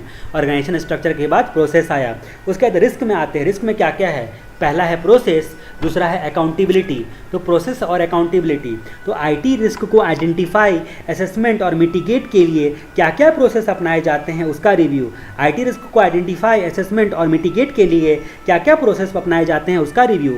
अकाउंटेबिलिटी, कौन अकाउंटेबल है रिस्क मैनेजमेंट करने के लिए और कैसे वो एक्सपेक्टेशन को पूरा करता है। अकाउंटेबिलिटी, रिस्क का असेसमेंट करने के लिए कौन अकाउंटेबल है और कैसे वो अपनी उम्मीदों को, अपने काम को पूरा करता है। तो इस तरीके से हम लोगों ने देखा पीआरसी का आर। उसके बाद सी वाला देखते हैं कंट्रोल। कंट्रोल में है पहला पॉइंट एक्टिविटी, दूसरा पॉइंट है ओनरशिप और तीसरा पॉइंट है रोबस्टनेस। तो एक्टिविटी, ओनरशिप और रोबस्टनेस 3 पॉइंट में कंट्रोल को बताया गया है। पहला पॉइंट है एक्टिविटी की कंट्रोल, एक्टिविटी में की कंट्रोल क्या है आईटी एक्टिविटी को मैनेज करने के लिए और एक्टिविटी को सपोर्ट करने के लिए ओवरऑल बेसिस पर की कंट्रोल क्या है। ओनरशिप, उन जो कंट्रोल है सारे कंट्रोल में से ईच कंट्रोल का ownership and documentation reporting aspect को वेरीफाई करना होगा, ऑडिटर को वेरीफाई करना होगा रिपोर्टिंग वगैरह सबके एस्पेक्ट को, सारे कंट्रोल का। रोबस्टनेस, कंट्रोल में रिस्क आइडेंटिफाई और जो है टॉलरेट मैनेज, जो कंट्रोल में जो है रिस्क को आइडेंटिफाई करना है और टॉलरेबल लिमिट से जब ऊपर जाता है तो मैनेजमेंट को कैसे रिपोर्ट किया जाता है और मैनेजमेंट की कितनी एबिलिटी है उसको ठीक करने की। ये सारी चीज़ों को हम लोग को देखना है। एक्टिविटी, ओनरशिप और रोबस्टनेस में हो गया कंट्रोल में रिस्क को आइडेंटिफाई करना है और टॉलरेट लेवल के ऊपर जाने के बाद कैसे कैसे मैनेज किया जाता है उसको देखना है। उसके बाद लास्ट वाला पॉइंट बोलता है परफॉर्मेंस मेजरमेंट और मॉनिटरिंग। ऑर्गेनाइजेशन के आउटकम को जानने के लिए ऑर्गेनाइजेशन को बेनिफिट जो है आईटी से उसके आउटकम को जानने के लिए आउटपुट और इम्प्रूवमेंट के रिलेशन को मेज़र करना पड़ता है। जो है आउटपुट और जो है इम्प्रूवमेंट के रिलेशन को मेज़र करना पड़ता है कि ये जो आउटपुट है जो दिया है आईटी ने उससे हमारा इम्प्रूवमेंट क्या क्या हुआ है बिजनेस में, उसके रिलेशन को मेज़र करना पड़ता है। तो परफॉर्मेंस को जानना पड़ता है, परफॉर्मेंस का मेजरमेंट करना पड़ता है, यानी कि परफॉर्मेंस को मॉनिटर करना पड़ता है। तो पहला पॉइंट हम लोगों ने देखा लीडरशिप जो पहला पॉइंट हम लोगों ने देखा, तो पहला पॉइंट हम लोगों ने देखा लीडरशिप। उसमें देखा पहला लीडरशिप में दिया हुआ है इवैल्यूएट करना, पहला पॉइंट लीडरशिप के अंदर में इवैल्यूएट करना पहला पॉइंट, दूसरा असेसमेंट करना, तीसरा पॉइंट डिटरमाइन करना, इवैल्यूएट, असेसमेंट और डिटरमाइन करना, और चौथा पॉइंट जो दिया हुआ है रिव्यू करना दिया हुआ। लीडर जो है 4 प्रकार के काम करते हैं। इवैल्यूएट करता है लीडर किस चीज़ को, आईटी ऑब्जेक्टिव और स्ट्रैटेजिक नीड्स के बीच रिलेशन को डिफाइन करता है और इस्टेब्लिश करता है और सभी पर्सनल को कम्युनिकेट कैसे किया जा रहा है इन सब बातों का इवैल्यूएशन करता है। असेसमेंट करता है, फिर स्ट्रैटेजिक गोल को अचीव किया जा रहा है कि नहीं उसका असेसमेंट करता है। फिर डिटरमाइन करता है कि आईटी को कैसे मेज़र किया जाता है उसके गोल को पाने के लिए और कैसे कैसे रोल एंड रिस्पॉन्सिबिलिटी को बांटी जाती है आईटी गवर्नेंस के इम्प्लीमेंट और मॉनिटर करने में, उसको डिटरमाइन करता है। चौथा पॉइंट बताया है रिव्यू करता है, सीनियर मैनेजमेंट और बोर्ड के रोल को रिव्यू करता है कि कैसे ये लोग स्ट्रॉन्ग आईटी गवर्नेंस को मेंटेन करते हैं, मजबूत आईटी गवर्नेंस को कैसे ये लोग मेंटेन करते हैं। ऑर्गेनाइजेशन स्ट्रक्चर में हम लोगों ने देखा communication, formal evaluation and prioritisation और आईटी मिरर। कम्युनिकेशन कैसे होता है, कैसे फॉर्मल इवैल्यूएशन एंड प्रायोरिटाइजेशन और क्या आईटी मिरर है आईटी के अचीवमेंट के स्टेटस को जानने के लिए। उसके बाद प्रोसेस में हम लोगों ने देखा एक्टिविटी एंड रिस्क का और एक्सपेक्टेड सर्विसेज आईटी से मिल रहा है कि नहीं मिल रहा है, तो प्रोसेस से मिल रहा है कि नहीं मिल रहा है। रिस्क में देखा कि प्रोसेस कितना रिस्की है, पहला पॉइंट। और दूसरा पॉइंट अकाउंटेबिलिटी के बारे में देखा, कौन अकाउंटेबल है रिस्क मैनेजमेंट करने के लिए और इसके बारे में बताने के लिए। कंट्रोल में हम लोगों ने देखा एक्टिविटी, ओनरशिप और रोबस्टनेस। कंट्रोल में हम लोगों ने देखा एक्टिविटी, ओनरशिप एंड रोबस्टनेस।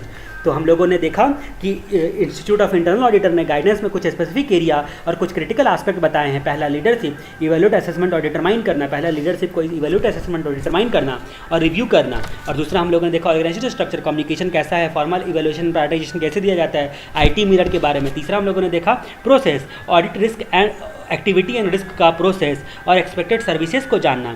और रिस्क में हम लोगों ने देखा प्रोसेस, अकाउंटेबिलिटी वगैरह के बारे में। कंट्रोल में हम लोगों ने देखा एक्टिविटी को, ओनरशिप को और रोबस्टनेस के बारे में। और परफॉर्मेंस मेजरमेंट में तो परफॉर्मेंस को कैसे कैसे मेज़र करना है उसके बारे में हम लोगों ने देखा। इसके साथ हम लोग अगला टॉपिक देखते हैं जो प्रोसेस एक्सपोज फ्रॉड जो है। तो अगला पॉइंट हम लोग देखते हैं 1.12.3। 1.12.3 बोलता है क्या, sample area for GRC review by internal auditor. Internal auditor के द्वारा जो है वो जीआरसी का रिव्यू कैसे करते हैं उसका सैम्पल एरिया के बारे में हम लोग चर्चा करते हैं। तो sample areas for GRC of GRC review by internal auditor. Internal auditor के द्वारा जो है वो जीआरसी रिव्यू का कुछ सैम्पल एरिया बताता है। तो GRC governance risk and compliance का जो रिव्यू करेगा इंटरनल ऑडिटर, उसके बारे में हम लोगों को कुछ एरिया को जानने के लिए बताया जाता है। इसके केवल पॉइंट्स को आपको याद रखने हैं, बाकी इसको डील करना बहुत आसान है। तो इसमें आपको पॉइंट कैसे कैसे याद करने हैं। स्टेट गवर्नमेंट बोलो तो एसजी, ठीक है। इंटरनल ऑडिटर क्या करेगा, एसजी के ईएमआई प्रोसेस का जो है फ्रॉड उसको एक्सपोज करेगा और एड्रेस करेगा। तो एसजी का, स्टेट गवर्नमेंट का, तो एस से क्या हो गया स्कोप, जी से गवर्नेंस हो गया। एसजी स्टेट बोलो तो स्कोप और गवर्नेंस बोलो तो गवर्नमेंट बोलो तो गवर्नेंस। और उसके बाद ईएमआई, तो यहाँ पे बोलता है इथिक्स, ई से इथिक्स और एम से मैनेजमेंट, रिस्क मैनेजमेंट, एम से रिस्क मैनेजमेंट और आई से इंटरप्रिटेशन और प्रोसेस से जो है रिस्क मैनेजमेंट प्रोसेस। और उसके बाद फ्रॉड से क्या बोलते हैं, एक्सपोजर से इवैल्यूएट रिस्क एक्सपोजर को इवैल्यूएट करना है। फिर फ्रॉड रिस्क को इवैल्यूएट करना है। और उसके बाद address the adequacy of the management process की एडिक्वेसी को एड्रेस करनी है, ठीक है। तो एड्रेस करनी है मैनेजमेंट प्रोसेस की जो है एक्टिविटी को, तो एडिक्वेसी को एड्रेस करनी है, address adequacy of the risk management process. तो रिस्क मैनेजमेंट से कौन कौन से पॉइंट डायरेक्टली इनडायरेक्टली आ जाते हैं, तो आप इसमें एक पॉइंट तो आ गया आपका risk management, directly risk management ही आ गया। दूसरा पॉइंट आपका आ गया रिस्क मैनेजमेंट प्रोसेस, और उसके बाद एक पॉइंट रिस्क मैनेजमेंट से रिलेटेड हो गया इवैल्यूएट फ्रॉड एंड रिस्क, और उसके बाद address adequacy of risk management process, adequacy of risk management process को एड्रेस करना है। तो जब भी आपका ये आएगा जो सैम्पल एरिया के बारे में, तो सैम्पल एरिया में आप रिस्क मैनेजमेंट को 4 बार आपको लिखना है, याद रहे 4 बार रिस्क मैनेजमेंट को लिखना है। पहली बार में आपको डायरेक्ट रिस्क मैनेजमेंट लिखना है, दूसरा आपको रिस्क मैनेजमेंट प्रोसेस लिखना है, तीसरा आपको लिखना है कि रिस्क एंड फ्रॉड को इवैल्यूएट करने के लिए, और चौथा आपको लिखना है कि address adequacy of risk management process, risk management process की एडिक्वेसी को एड्रेस करना। तो इस तरह से हम लोग बात करते हैं सबसे पहले स्कोप की। स्कोप क्या बोलता है, कि इंटरनल ऑडिटर को क्या क्या स्कोप को ध्यान देना पड़ेगा। इंटरनल ऑडिट एक्टिविटी में और सिस्टमैटिक और डिसिप्लिन्ड अप्रोच के लिए गवर्नेंस रिस्क और कंट्रोल को इवैल्यूएट करना है और उसका वीकनेस देखना है और और जो है उस वीकनेस को इम्प्रूवमेंट करने का रिकमेंड करना है। इसीलिए स्कोप को डिटेल में आइडेंटिफाई करना और डिफाइन करना बहुत ज़रूरी है। तो सबसे पहले तो स्कोप को ही डिटरमाइन करेगा इंटरनल ऑडिट एक्टिविटी में, सिस्टमैटिक डिसिप्लिन अप्रोच में गवर्नेंस रिस्क एंड कंट्रोल की वीकनेस को इवैल्यूएट करना है हम लोगों को और उसके इंप्रूवमेंट के लिए रिकमेंडेशन कर देना है। इसकी वजह से स्कोप को जानना बहुत ज़रूरी है। उसके बाद एस से हो गया हमारा स्कोप, जी से हो गया हमारा गवर्नेंस। तो बोलता है कि जो सेम गवर्नेंस प्रोसेस का भी जो है रिकमेंडेशन देना होगा, इसमें भी जो है गवर्नेंस प्रोसेस में भी रिकमेंडेशन देना पड़ेगा। तो गवर्नेंस जो है उसमें रिकमेंडेशन देना पड़ेगा, ये बात यहाँ पे बोला गया है। गवर्नेंस में जो कुछ बातें लिखी हुई है वो पॉइंट्स में लिखी हुई है। तो गवर्नेंस जो है उसमें कुछ बातें जो पॉइंट्स में लिखी हुई है, अगर आपको बोल दिया जाए सवाल में, ऐसा सवाल क्वेश्चन बना दिया जाए कि गवर्नेंस क्या होता है और कुछ सैम्पल एरिया बताएं गवर्नेंस के पर्सपेक्टिव से जीआरसी को रिव्यू करने के लिए, कुछ सैम्पल एरिया बताएं गवर्नेंस के पर्सपेक्टिव से जीआरसी को रिव्यू करने के लिए। तो आपको गवर्नेंस को डिफाइन करना है और गवर्नेंस के पर्सपेक्टिव से जो आपको सैम्पल एरिया में जो बताना है उसको डिफाइन करना है, एक्सप्लेन करना है। तो इस तरह से क्वेश्चन फॉर्म करके इस गवर्नेंस के अंदर के पॉइंट्स को आपसे पूछा जा सकता है। गवर्नेंस के अंदर के पॉइंट को जब आपसे पूछा जाएगा तो आपको ध्यान नहीं रहेगा ये सारी चीज़ें, इसलिए इन सब एरिया को आप मार्क करके रखो कि किधर से भी क्वेश्चन पूछ देगा तो आपको समझ में आ जाना चाहिए। तो यहाँ पे पहला बोलता है कि अप्रोप्रिएट इथिक्स एंड वैल्यू को प्रमोट करना। पहला है जो है गवर्नेंस में इथिक्स एंड वैल्यू को प्रमोट करना, अप्रोप्रिएट इथिक्स एंड वैल्यू को प्रमोट करना। तो पहला पॉइंट में आप लिख सकते हो कीवर्ड्स इथिक्स, और दूसरा पॉइंट बोलता है इफेक्टिव ऑर्गेनाइजेशन परफॉर्मेंस वगैरह का ऑब्जेक्टिव को इंश्योर करना, ensure effective organization performance management and accountability, ensure effective organization performance and accountability. दूसरा पॉइंट आप लिख सकते हो परफॉर्मेंस, तो आपका इथिक्स अच्छा रहेगा तो आपका परफॉर्मेंस अच्छा होगा। फिर communicate risk and control information to appropriate area of the organization, appropriate area of the organization में जो है कम्युनिकेट करना है रिस्क को और कंट्रोल का इन्फॉर्मेशन, रिस्क को और कंट्रोल को अप्रोप्रिएट एरिया में कम्युनिकेट करना है। तो तीसरा कीवर्ड आप लिख सकते हो कम्युनिकेट, तीसरा लिख सकते हो आप जो है communicate risk and control information to appropriate area of the organization. और चौथा पॉइंट आप लिख सकते हो coordinate the activity of and communication of, जो है बोर्ड वगैरह सबके साथ कम्युनिकेट करना, एक्सटर्नल और इंटरनल ऑडिटर और मैनेजमेंट के साथ जो है कम्युनिकेट करना और बोर्ड वगैरह सबके साथ जो है कम्युनिकेट करना। तो कोऑर्डिनेटिंग एक्टिविटी एंड कम्युनिकेशन का सिस्टम कैसा है उसके बारे में गवर्नेंस होना चाहिए। तो तीसरा पॉइंट भी कम्युनिकेट और चौथा पॉइंट कोऑर्डिनेट। तो इथिक्स, परफॉर्मेंस, कम्युनिकेट, कोऑर्डिनेट, तो ये 4 वर्ड में आप याद कर सकते हो गवर्नेंस में क्या क्या यहाँ पे दिए हुए हैं। आप जस्ट इसको एक बार रीड कर लो। फिर बोलते हैं इवेल्युएट इंटरप्राइज इथिक्स, तो इवेल्युएट करना है इथिक्स रिलेटेड जो है ऑब्जेक्टिव, प्रोग्राम और एक्टिविटीज़ को। जो भी आप जो है ईएमआई में आपको इथिक्स, पहला ई का मतलब इथिक्स हो गया, ईएमआई का पहले ई का मतलब आपका इथिक्स हो गया। इवेल्युएट करना है इथिक्स रिलेटेड ऑब्जेक्टिव को, प्रोग्राम को और एक्टिविटी को। इवेल्युएट करना है आपको इथिक्स रिलेटेड ऑब्जेक्टिव को, प्रोग्राम को और एक्टिविटी को इवेल्युएट करना है। तो इवेल्युएट करना है आपको इथिक्स, मतलब क्या बोलते हैं इंटरप्राइज इथिक्स को, जो इथिक्स के लिए प्रोग्राम वगैरह सब बना रहे हैं उसको। उसके बाद एम से आपका हो गया रिस्क मैनेजमेंट, तो इफेक्टिवनेस जानकर रिस्क मैनेजमेंट प्रोसेस को इम्प्रूव करने का जो है रिकमेंडेशन देना है। तो इफेक्टिवनेस यानी कि रिस्क मैनेजमेंट करने के लिए रिकमेंडेशन देना है इंटरनल ऑडिटर को। उसके बाद इंटरप्रिटेशन के बारे में अगर आपसे पूछा जाएगा तो यहाँ पर भी पॉइंट्स में दिए गए हैं, इंटरप्रिटेशन के बारे में भी पॉइंट्स पे दिए गए हैं। तो पहला पॉइंट अगर आप बात करते हो तो यहाँ पे क्या दिया हुआ है, organizational objective support and align with organization mission, mission के साथ साथ कैसे ऑब्जेक्ट जो है क्या बोलते हैं अलाइनमेंट किया जाता है, ऑर्गेनाइजेशन मिशन को जो है और सपोर्ट सर्विस को कैसे कैसे अलाइनमेंट किया जाता है। तो अलाइनमेंट अब तक आप बहुत बार देखते ही आ रहे हो। दूसरा बोलता है सिग्निफिकेंट रिस्क को आइडेंटिफाई और असेसमेंट करना है, सिग्निफिकेंट रिस्क। दूसरे पॉइंट सिग्निफिकेंट रिस्क को इंटरप्रिटेशन जो है वो पहले इंटीग्रेशन का इंटरप्रिटेशन, दूसरा बोलता है कि रिस्क को आइडेंटिफाई और असेसमेंट करना है, रिस्क को आइडेंटिफाई और असेसमेंट करना है। उसके बाद बात करते हैं रिस्पांस की, अप्रोप्रिएट रिस्क रिस्पांस कैसे कैसे लिया जाता है, जो भी रिस्क आपने सेलेक्ट किए हैं या फिर जो रिस्क के साथ अलाइनमेंट किया है आपने ऑब्जेक्टिव का और मिशन का, ठीक है। उसके बाद फिर बोलता है कि चौथा पॉइंट बोलता है कि टाइमली मैनर में रिस्क कैप्चर और कम्युनिकेटेड होना चाहिए, टाइमली मैनर में रिस्क कैप्चर और कम्युनिकेटेड होना चाहिए, टाइमली मैनर में रिस्क कम्युनिकेटेड एंड कैप्चर होना चाहिए। तो ये 4 पॉइंट में इंटरप्रिटेशन को बता रहा है, 4 पॉइंट में इंटरप्रिटेशन बता रहे हैं। पहला बोल रहा है कि ऑर्गेनाइजेशन ऑब्जेक्टिव एंड जो सपोर्ट का है उसको कैसे अलाइनमेंट करते हो आप मिशन के साथ। दूसरा बोलता है सिग्निफिकेंट रिस्क को आइडेंटिफाई करना और असेसमेंट करना। तीसरा बोलता है अप्रोप्रिएट रिस्क रिस्पॉन्स को सेलेक्ट करना और अलाइन करना रिस्क का ऑर्गेनाइजेशन रिस्क के साथ। जो भी आपने सेलेक्ट किए हैं रिस्क को उसको आपको ऑर्गेनाइजेशन रिस्क के साथ अलाइनमेंट करना है।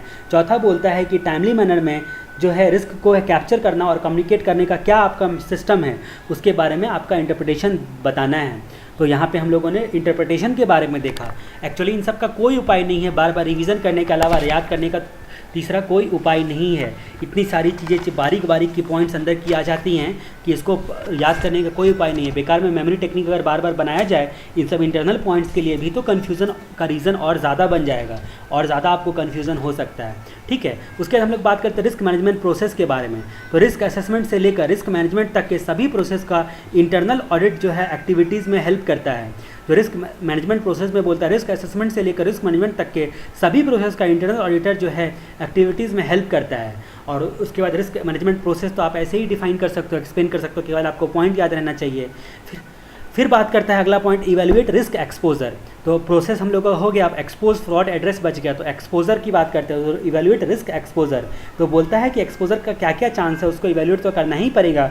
गवर्नेंस, ऑपरेशंस और इन्फॉर्मेशन सिस्टम से रिलेटेड सारी एक्टिविटी का इवैल्यूएट करना होगा इंटरनल ऑडिटर एक्टिविटी के पार्ट में। तो गवर्नेंस और इन्फॉर्मेशन सिस्टम से रिलेटेड जितनी भी सारी एक्टिविटी है उसमें जो भी एक्सपोजर हो सकते हैं उसको इवेल्युएट करना पड़ेगा। तो उसको एवेल्युएट करना पड़ेगा, इसके लिए हम लोग बात करते हैं इवेल्युएट करने के लिए अचीव रियल, REAL। तो आप मेमोरी टेक्निक लिख सकते हो अचीव REAL। तो evaluate risk exposure, achieve REAL। तो गवर्नेंस से रिलेटेड रिस्क एक्सपोजर को इवेल्युएट करने के लिए ऑडिटर को क्या क्या, इंटरनल ऑडिटर को क्या क्या करना पड़ेगा। तो ऐसी चीज़ें अगर आपसे एग्जाम में पूछ दी जाती है तो आप कंफ्यूज हो जाओगे कि इंटरनल रिस्क एक्सपोजर तो आगे चैप्टर में पढ़ना है, कंट्रोल में चैप्टर नंबर 3 में, चैप्टर नंबर 6 में, लेकिन ये कहाँ से पूछ दिया, गवर्नेंस और रिस्क को दोनों को कंबाइन करके क्वेश्चन बना दिया नया। लेकिन एक्चुअली में वो स्टडी मटेरियल में होगा, आपको लगेगा कुछ क्वेश्चन नया मिक्स करके बनाया, बट जो डायरेक्ट पूछा जाएगा वहाँ पे।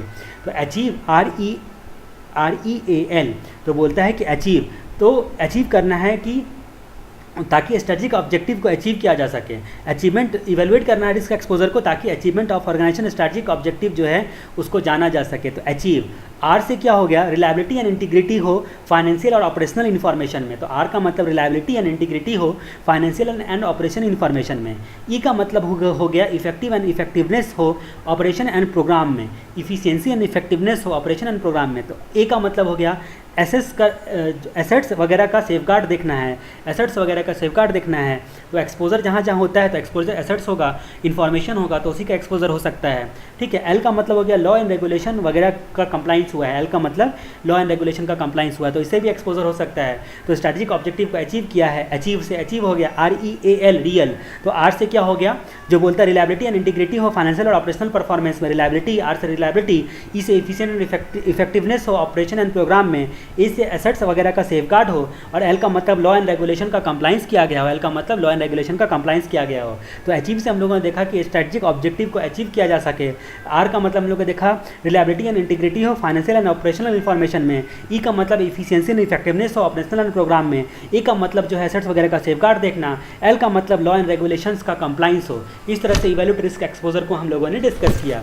उसके बाद हम लोग बात करते हैं evaluate fraud and fraud risk. तो फ्रॉड क्या क्या है, उसका क्या क्या पोटेंशियल है और ऑर्गेनाइजेशन उसको कैसे मैनेज करता है। उस फ्रॉड को जो है इंटरनल ऑडिटर जो है वो अपने हिसाब से वो चेक करेगा, अपने हिसाब से उसको देखेगा। Address adequacy of the risk management process, risk management process की एडिक्वेसी को एड्रेस करना। इंटरनल ऑडिट के दौरान जो रिस्क में जो रिस्क असेसमेंट में जो नॉलेज मिला है और रिस्क मैनेजमेंट प्रोसेस को उसको कंसिडर करने के लिए क्या क्या होना चाहिए वैसा रिकमेंडेशन देता है internal auditor. Address adequacy of the risk management process, तो यहाँ पे बोलता है इंटरनल ऑडिटर के दौरान रिस्क का नॉलेज जो जो मिला है और उसके हिसाब से एडिक्वेसी को और उसको कंसिडर करते हुए रिकमेंडेशन देना है इंटरनल ऑडिटर को। तो address the risk management process, address the risk management process.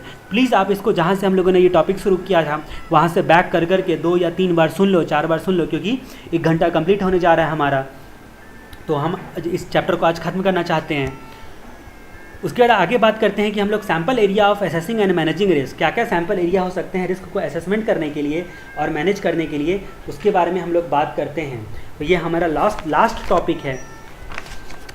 Sorry, ये लास्ट टॉपिक नहीं, इसके बाद भी कुछ टॉपिक पढ़ना है। पुरानी स्टडी मेथड के हिसाब से ये लास्ट टॉपिक था। तो sample area of review of assessing and managing risk, review of assessing and managing risk का रिव्यू करना है हम लोगों को। इसके लिए कुछ सैम्पल एरिया बताने हैं हमें। तो इसमें पहले कुछ पैराग्राफ में कुछ बातें लिखी हुई है, उसके बारे में हम लोग चर्चा करते हैं। रिस्क असेसमेंट और रिस्क मैनेजमेंट जो किया है उसका रिव्यू करना है, जिसके लिए कुछ सैम्पल एरिया बताए गए हैं। रिस्क असेसमेंट और रिस्क मैनेजमेंट जो किया है उसका रिव्यू करना है। अब तक जो रिस्क असेसमेंट आपने किया है और रिस्क मैनेजमेंट आपने किया है उसका रिव्यू करना है, उसके लिए कुछ सैम्पल एरिया बताए हैं। इस रिव्यू के असेसिंग और मैनेजिंग, इस रिव्यू में असेसिंग और मैनेजिंग प्रोसेस में जो है कंट्रोल आता है, जिससे कुछ एक्सटेंट तक मैनेजमेंट एश्योर रहता है कि हमने ऑलमोस्ट सारे रिस्क को पहचान लिया है। कुछ हद तक, कुछ एक्सटेंट तक ही एश्योर रहता है मैनेजमेंट कि हमने सारे रिस्क को पहचान लिया है। अगर आप असेसिंग एंड मैनेजिंग रिस्क का जो है रिव्यू करते हो सैम्पल एरिया के हिसाब से, ये एक प्रकार का एश्योरेंस देता है कि हमारा रिस्क मैनेजमेंट स्ट्रैटेजी सही दिशा में गया है और डिसीजन हमारा इसीलिए सही होगा और हमारा थ्रेट कम से कम है। इस बात के लिए यहाँ पे एश्योरेंस दिया जाता है, इस बात के लिए। और हमारा मुख्य क्वेश्चन यहाँ पे आता है, यहाँ पे हमारा मुख्य क्वेश्चन आता है कि ये स्पेसिफिक एरिया इवेल्युएटेड आर, ये स्पेसिफिक एरिया इवेल्युएटेड आर क्या क्या हैं। तो यहाँ पे बोलता है कि ये स्पेसिफिक एरिया है sample area of risk and management के लिए। ओके, तेरा प्लान, ओके है तेरा प्लान, किसी को आप बोलो ओके है मतलब ठीक ठाक है तुम्हारा प्लान, ठीक है। तो यहाँ पे ओके, तो ओ से ओके और TRA, पहला पॉइंट ओ, दूसरा पॉइंट के तीसरा पॉइंट टी, चौथा पॉइंट आर, पांचवा पॉइंट ए और छठा पॉइंट प्लान। ठीक है, ओके है तेरा point, T R A point, okay T R A plan. ठीक है, okay T R A plan. तो ओ से क्या हो गया, ownership and accountability risk management की किसकी है, पहला पॉइंट हो गया ओ। तो ठीक है, ownership and accountability risk management की किसकी है, इस स्पेसिफिक एरिया को इवेलुएट करना है। दूसरा पॉइंट हो गया के, तो काइंड ऑफ आईटी रिस्क का, तो different kind of IT risk क्या क्या हो सकते हैं हमारे, उस सब काइंड को आपने इवेलुएट किया है कि नहीं, कितने प्रकार के रिस्क एक्चुअली हो सकते हैं, क्या क्या हमारा प्रॉब्लम हो सकता है, क्या क्या पॉसिबिलिटी है। तो के से हो गया आपका काइंड्स, तो ओ से हो गया ओनरशिप एंड अकाउंटेबिलिटी, के से आपका हो गया काइंड। 13 का टी से देखते हैं, तो टॉलरेंस जो है प्रोफाइल, डिफाइन एंड कम्युनिकेट करना है कि आपका टॉलरेंस प्रोफाइल क्या है, किस लेवल तक के रिस्क को आप टॉलरेट कर सकते हो, तो उसको डिफाइन एंड कम्युनिकेट करना है टॉलरेंस प्रोफाइल को। आर से हो गया रूट कॉज, एनालिसिस करना है कि रिस्क मिटिगेशन मेजरमेंट का रूट कॉज को, रिस्क मिटिगेशन जो है रिस्क आपका रूट कॉज एनालिसिस करना है और रिस्क मिटिगेशन को मेजर करना है, रिस्क मिटिगेशन को मेजर करना है और रूट कॉज को जानना है कि प्रॉब्लम आने के कारण क्या क्या हो सकते हैं। उसके बाद फिर बात करते हैं ए से, तो ए से हमारा क्या हो गया, रिस्क असेसमेंट। ए से हम लोगों का क्या हो गया, रिस्क असेसमेंट। तो रिस्क असेसमेंट मेथोलॉजी डिटरमाइन करनी है, रिस्क असेसमेंट मेथोलॉजी डिटरमाइन करनी है। और प्लान से हो गया जो है रिस्क एक्शन जो है plan, timely risk action plan and timely reassessment होना चाहिए हमारा, रिस्क एक्शन प्लान और टाइमली रीअसेसमेंट का हमारा जो है सब कुछ डिटरमाइंड होना चाहिए। ठीक है, और एक पॉइंट बीच में छूट गया, quantitative and qualitative risk measurement. तो रूट कॉज के बाद quantitative and qualitative risk measurement होता है। तो तेरा क्वालिटी प्लान, तो बस इतना ही रख सकते हैं, ओके है तेरा क्वालिटी प्लान। तो ओ से ownership and accountability, risk management की ओनरशिप एंड अकाउंटेबिलिटी। ओ से हम लोगों ने देखा रिस्क मैनेजमेंट की, तो सैम्पल एरिया क्या क्या है, ओके है तेरा प्लान, ओके क्यों है तेरा प्लान। ठीक है, तो क्यू से हो गया आपका क्वांटिटिव और क्वालिटेटिव रिस्क मेजरमेंट के बारे में, क्यू से हो गया आपका क्वालिटेटिव और क्वांटिटिव रिस्क मेजरमेंट के बारे में। तो ओ से हो गया ownership and accountability risk management की।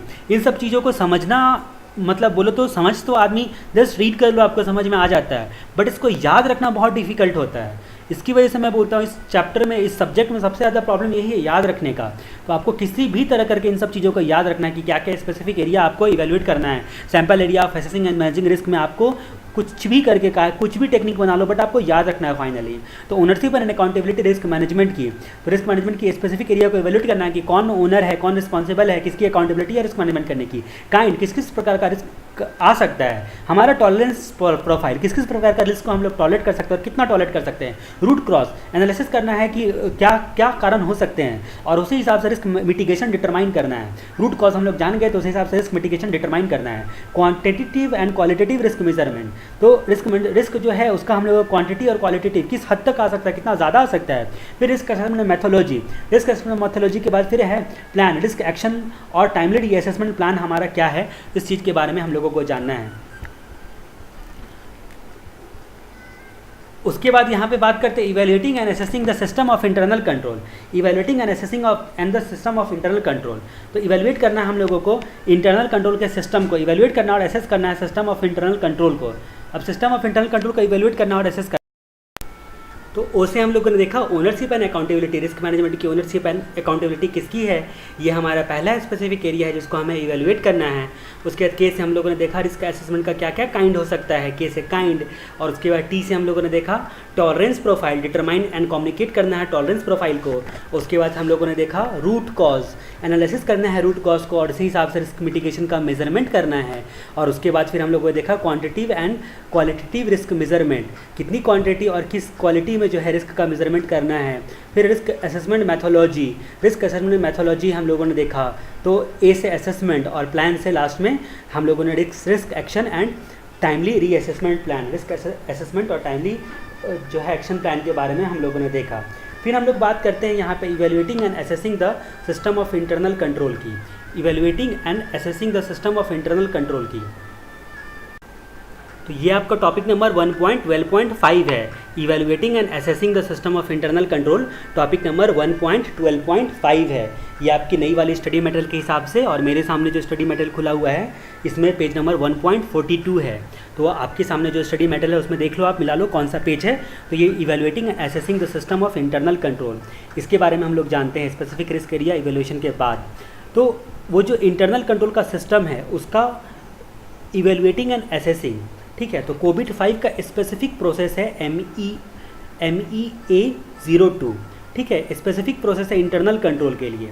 तो हम लोगों ने देखा था ना कि जो है प्रोसेस रेफरेंस मॉडल में, तो अल्लू अर्जुन वाला फिर से आप याद करो, अल्लू अर्जुन वाला फिर से हम लोगों ने देखा था अलाइन, प्लान और ऑर्गेनाइज, जिसमें करीब 12 थे और 13 थे, ठीक है, APO 01 से लेके APO 03 तक, और 13 तक।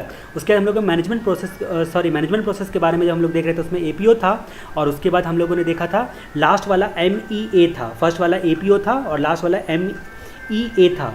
ये दोनों बस आपको याद रखना है, क्योंकि MEA03 और MEA02 हम लोगों को दो बातें पढ़नी है। और उसके बाद फिर जो आपका APO था अलाइन, प्लान और ऑर्गेनाइज, जो है APO 12 हम लोगों को पढ़ना है। तो जो जो चीज़ें हमें पढ़नी है वो सारी चीज़ें केवल आपको याद रखनी है, जो कोविड 5 प्रोसेस रेफरेंस मॉडल हम लोगों ने देखा था वहाँ से। तो evaluating and assessing the system of internal control, तो MEA02 इंटरनल कंट्रोल के बारे में बताता है, MEA02 इंटरनल कंट्रोल के बारे में बताता है। कोविड 5 का स्पेसिफिक प्रोसेस है MEA02 जो इंटरनल कंट्रोल के बारे में बताता है।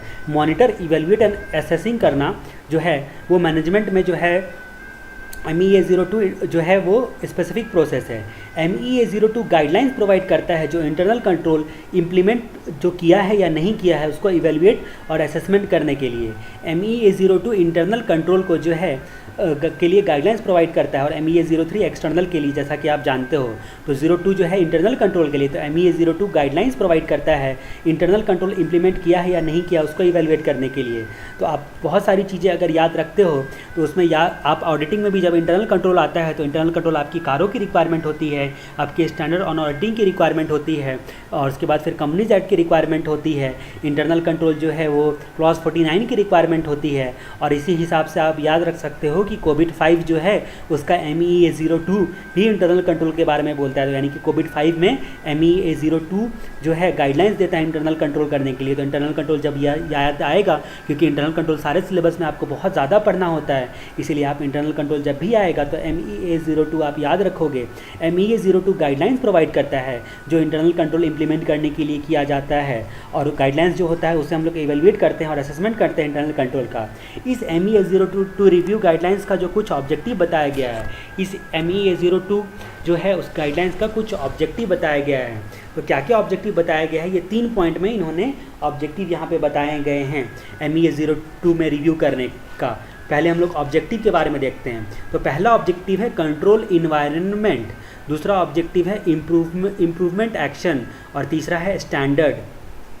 तो कंट्रोल इन्वायरमेंट वाला देखते हैं हम लोग कि बोलता है उसको कंटिन्यूस मॉनिटर करना है कंट्रोल इन्वायरमेंट को, और इवेल्युएट करना है इसमें सेल्फ असेसमेंट और इंडिपेंडेंट एश्योरेंस जो है इंक्लूड करते हुए। तो हम लोग क्या बात करते हैं कि कंटिन्यूसली मॉनिटर करना है कंट्रोल इन्वायरमेंट को, लगातार मॉनिटर करना है कंट्रोल इन्वायरमेंट को, इंक्लूडिंग उसका self assessment and independent assurance जो है। तो ये कंट्रोल इन्वायरमेंट को जो है लगातार मॉनिटर करना, ये MEA02 का पहला ऑब्जेक्टिव है। तो लगातार वातावरण को, कंट्रोल वातावरण को इवेल्युएट कर सके।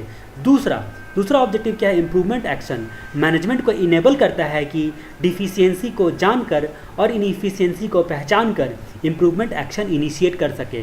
तो ये दूसरा ऑब्जेक्टिव क्या है, इंप्रूव एक्शन। तो मैनेजमेंट को इनेबल करता है कि डिफिशियंसी को जानकर और इनएफिशिएंसी को पहचान कर इंप्रूवमेंट का एक्शन इनिशिएट कर सके। और तीसरा हमारा पॉइंट है स्टैंडर्ड फॉर इंटरनल कंट्रोल का प्लान, ऑर्गेनाइज और मेंटेन करता है। स्टैंडर्ड फॉर इंटरनल कंट्रोल को प्लान, ऑर्गेनाइज और मेंटेन करता है। तो स्टैंडर्ड हो गया, तो कंट्रोल इन्वायरमेंट, इंप्रूव एक्शन और स्टैंडर्ड, इस 3 पॉइंट में आप लोग जो है ऑब्जेक्टिव को बांट सकते हो। ऑब्जेक्टिव को 3 पॉइंट में बांट सकते हो, कंट्रोल इन्वायरमेंट, इंप्रूवमेंट एक्शन और स्टैंडर्ड्स वगैरह सब, ठीक है। तो इस 3 पॉइंट में ऑब्जेक्टिव को आप बांट सकते हो। विशेष रूप से इन सब टॉपिक पे ध्यान देना जरूरी है, क्योंकि इस एरिया से जब क्वेश्चन आता है तो बहुत प्रॉब्लम हो जाती है, याद नहीं रख पाते लोग। तो यहाँ पे हम लोग देख रहे थे evaluate and assessing the system of internal control. इसमें हम लोग देखते हैं कि की management practice for assessing and evaluating the system of internal control of an enterprise, ठीक है। किसी भी इंटरप्राइज का जो है सिस्टम ऑफ इंटरनल कंट्रोल को इवेल्युएट करने के लिए और असेस करने के लिए जो है की मैनेजमेंट प्रैक्टिस के बारे में हम लोग यहाँ पे जानते हैं। तो सबसे पहले हम लोग बात करते हैं की management practice for assessing and evaluating the internal control in enterprise. उसमें हम लोग देखते हैं पहला, monitor internal control. Monitor internal control. दूसरा, review business process and effectiveness, business process को रिव्यू करना और उसके इफेक्टिवनेस को रिव्यू देखना। Perform control self assessment, perform control self assessment. उसके बाद identify and report control deficiency, और उसके बाद ensure the assurance providers are independent and qualified, जो इंश्योरेंस प्रोवाइड करने वाले लोग हैं इंडिपेंडेंट हैं और क्वालिफाइड हैं। और प्लान एश्योरेंस इनिशिएटिव और स्कोप एश्योरेंस इनिशिएटिव, और लास्ट में एग्जीक्यूट एश्योरेंस इनिशिएटिव। इसको हमारे पास एक ही उपाय है कि इसको हम सारे के सारे पॉइंट्स को मेमोरी टेक्निक से के थ्रू याद कर सकें। तो हम लोग देखते हैं इसका मेमोरी टेक्निक कि जो घर में बाई काम करने वाली आती है ना, उसको हम लोग एक नाम और से बुलाते हैं, दाई बुलाते हैं, DAI। ठीक है, तो यहाँ पे जो मतलब आप जानना चाह रहे हो कि MBA करने के बाद दाई बनने का क्या स्कोप है, MBA करने के बाद दाई बनने का क्या स्कोप है, DAI।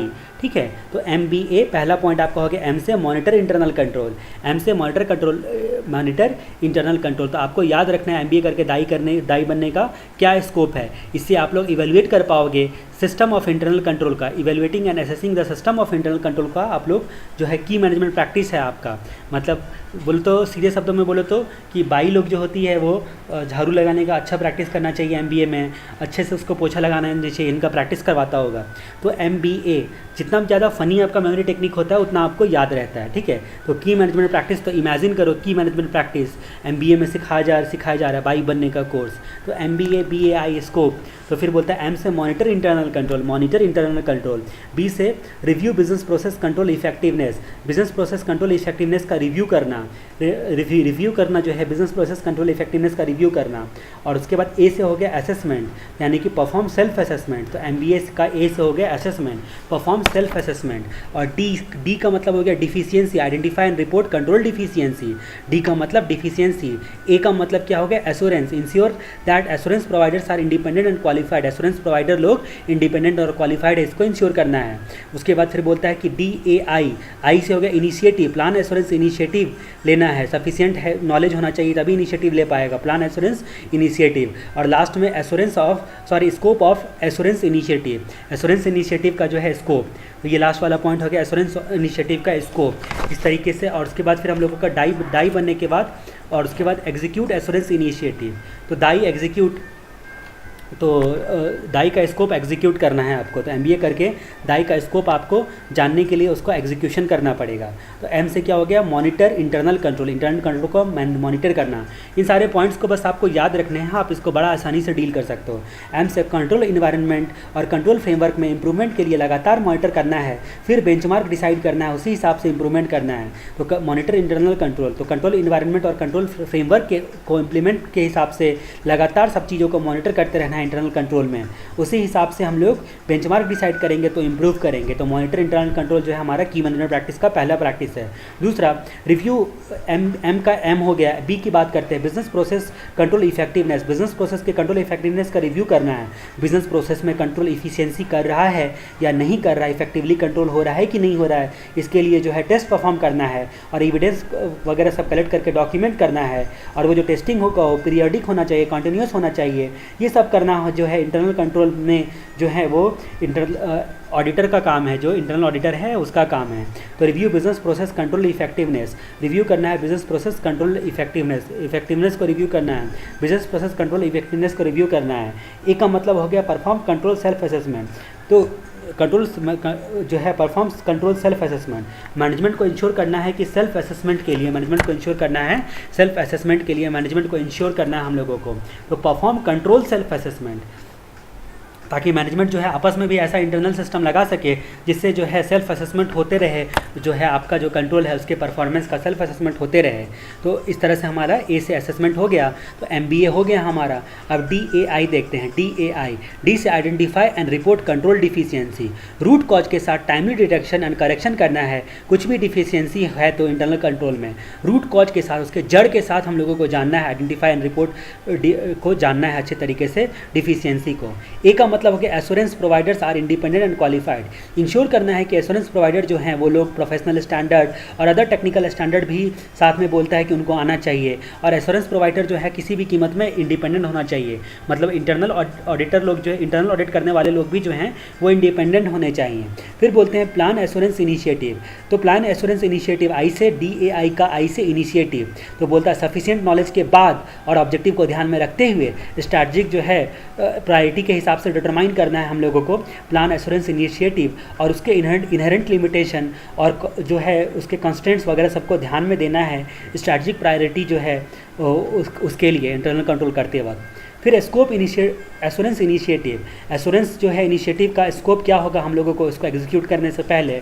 तो एश्योरेंस ऑब्जेक्टिव के आधार पर इनिशिएटिव लेना है, पर स्कोप ऑफ एश्योरेंस इनिशिएटिव को जो है वो डिफाइंड और एग्रीड होना चाहिए मैनेजमेंट से, मतलब टर्म ऑफ रेफरेंस के हिसाब से एग्रीड होना चाहिए, मैनेजमेंट से एग्रीमेंट साइन करवा के लेना है कि हमारा ये स्कोप होगा, इतना काम हम करने वाले हैं। एग्जीक्यूट एश्योरेंस इनिशिएटिव लास्ट में बोलता है कि जो एग्रीमेंट वगैरह सब कर लिया मैनेजमेंट के साथ, तो टर्म ऑफ रेफरेंस पर साइन हो गया, तो एग्जीक्यूट एश्योरेंस इनिशिएटिव में प्लान एश्योरेंस इनिशिएटिव का एग्जीक्यूशन करना है और उस एश्योरेंस पर आइडेंटिफाइड जो है फाइंडिंग्स वगैरह सबका रिपोर्ट करना है, ताकि कंप्लाइंस और परफॉर्मेंस के बारे में इंटरनल कंट्रोल के वीकनेस को हम लोग ठीक से बता सकें।